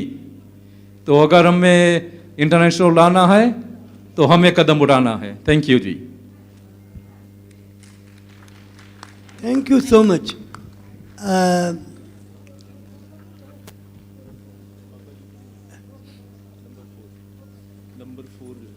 अच्छा, इधर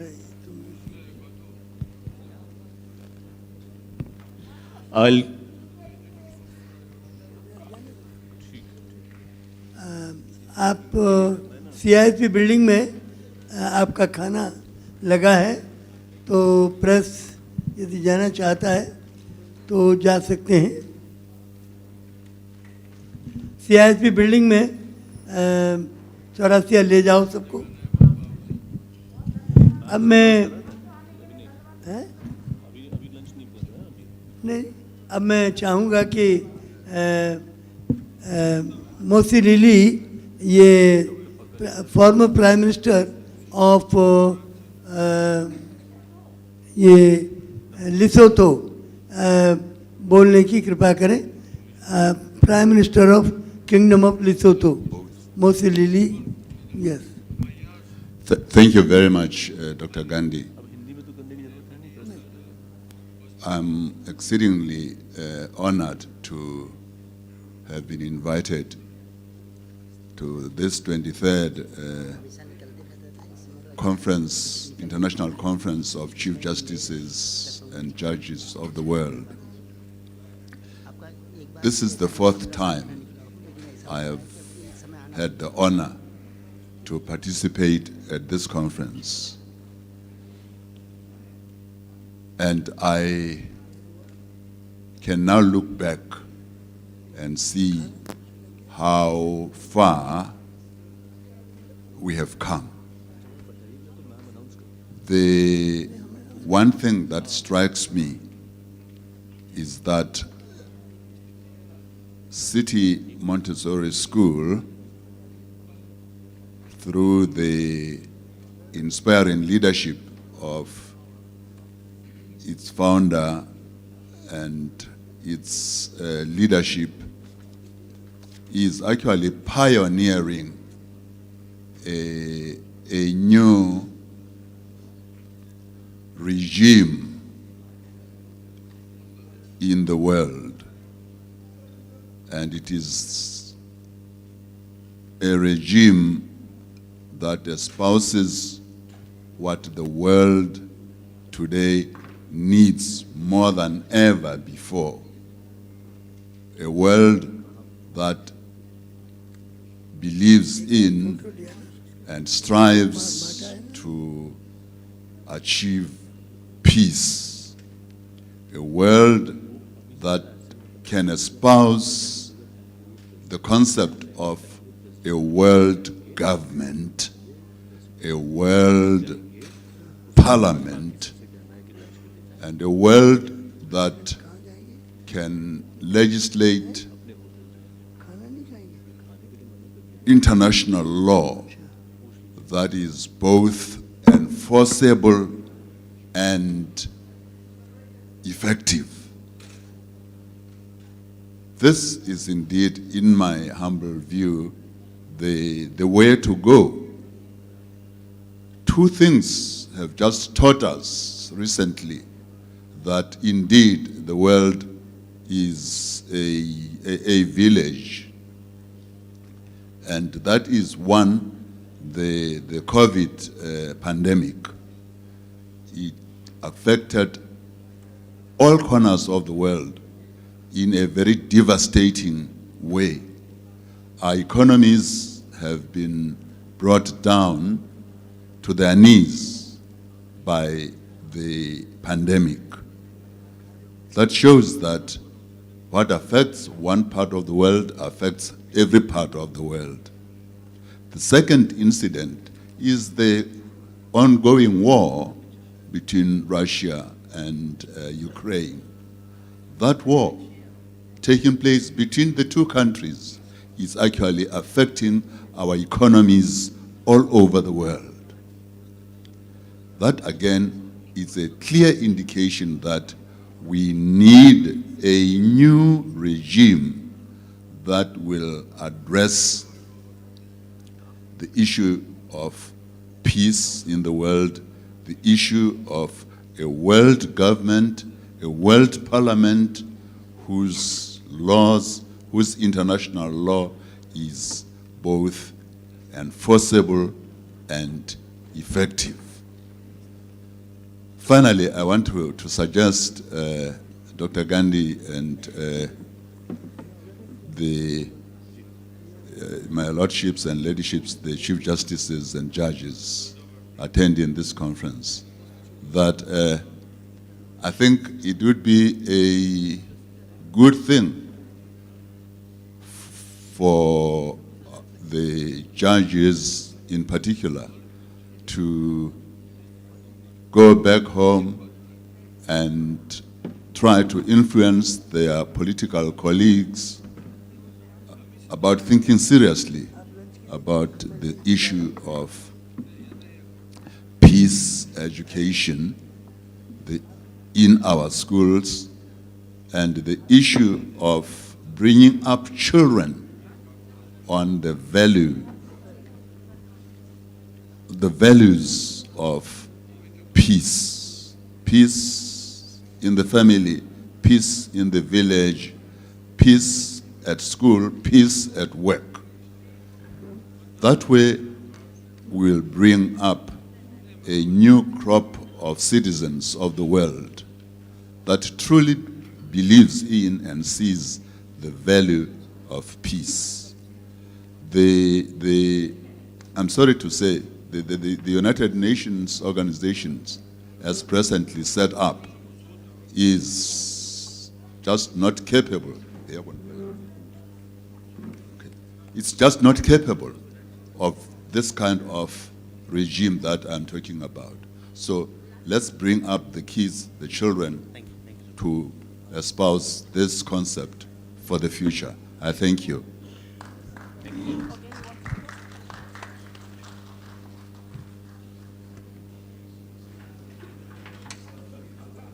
Thank you very much, sir, for your wonderful views. May I request all the guests to kindly proceed for lunch. With this, we have come to the end of the morning session for today. The lunch is right behind you in the lounge. It has been laid for you. Kindly proceed for lunch.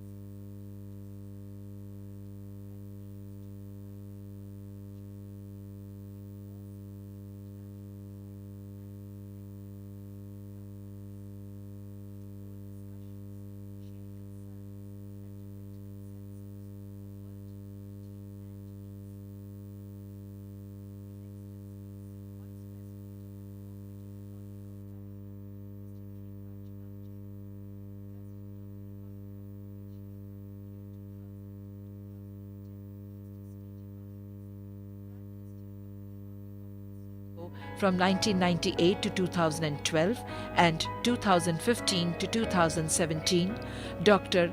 Pakalitha B. Mosisili, Governor General of the Republic of Tuvalu, Sir Iacoba T. Italeli, Speaker of the Parliament, Republic of Mauritius, Mrs. Santibai Hanumanji, Speaker of the Parliament, Republic of Ghana, Professor Aaron Okai, former Chief Minister of Sabaragamua Province of Sri Lanka, Mr. Mahipela Herath, Judge, International Criminal Court, Netherlands, Mr. Justice Osuji, Judge, International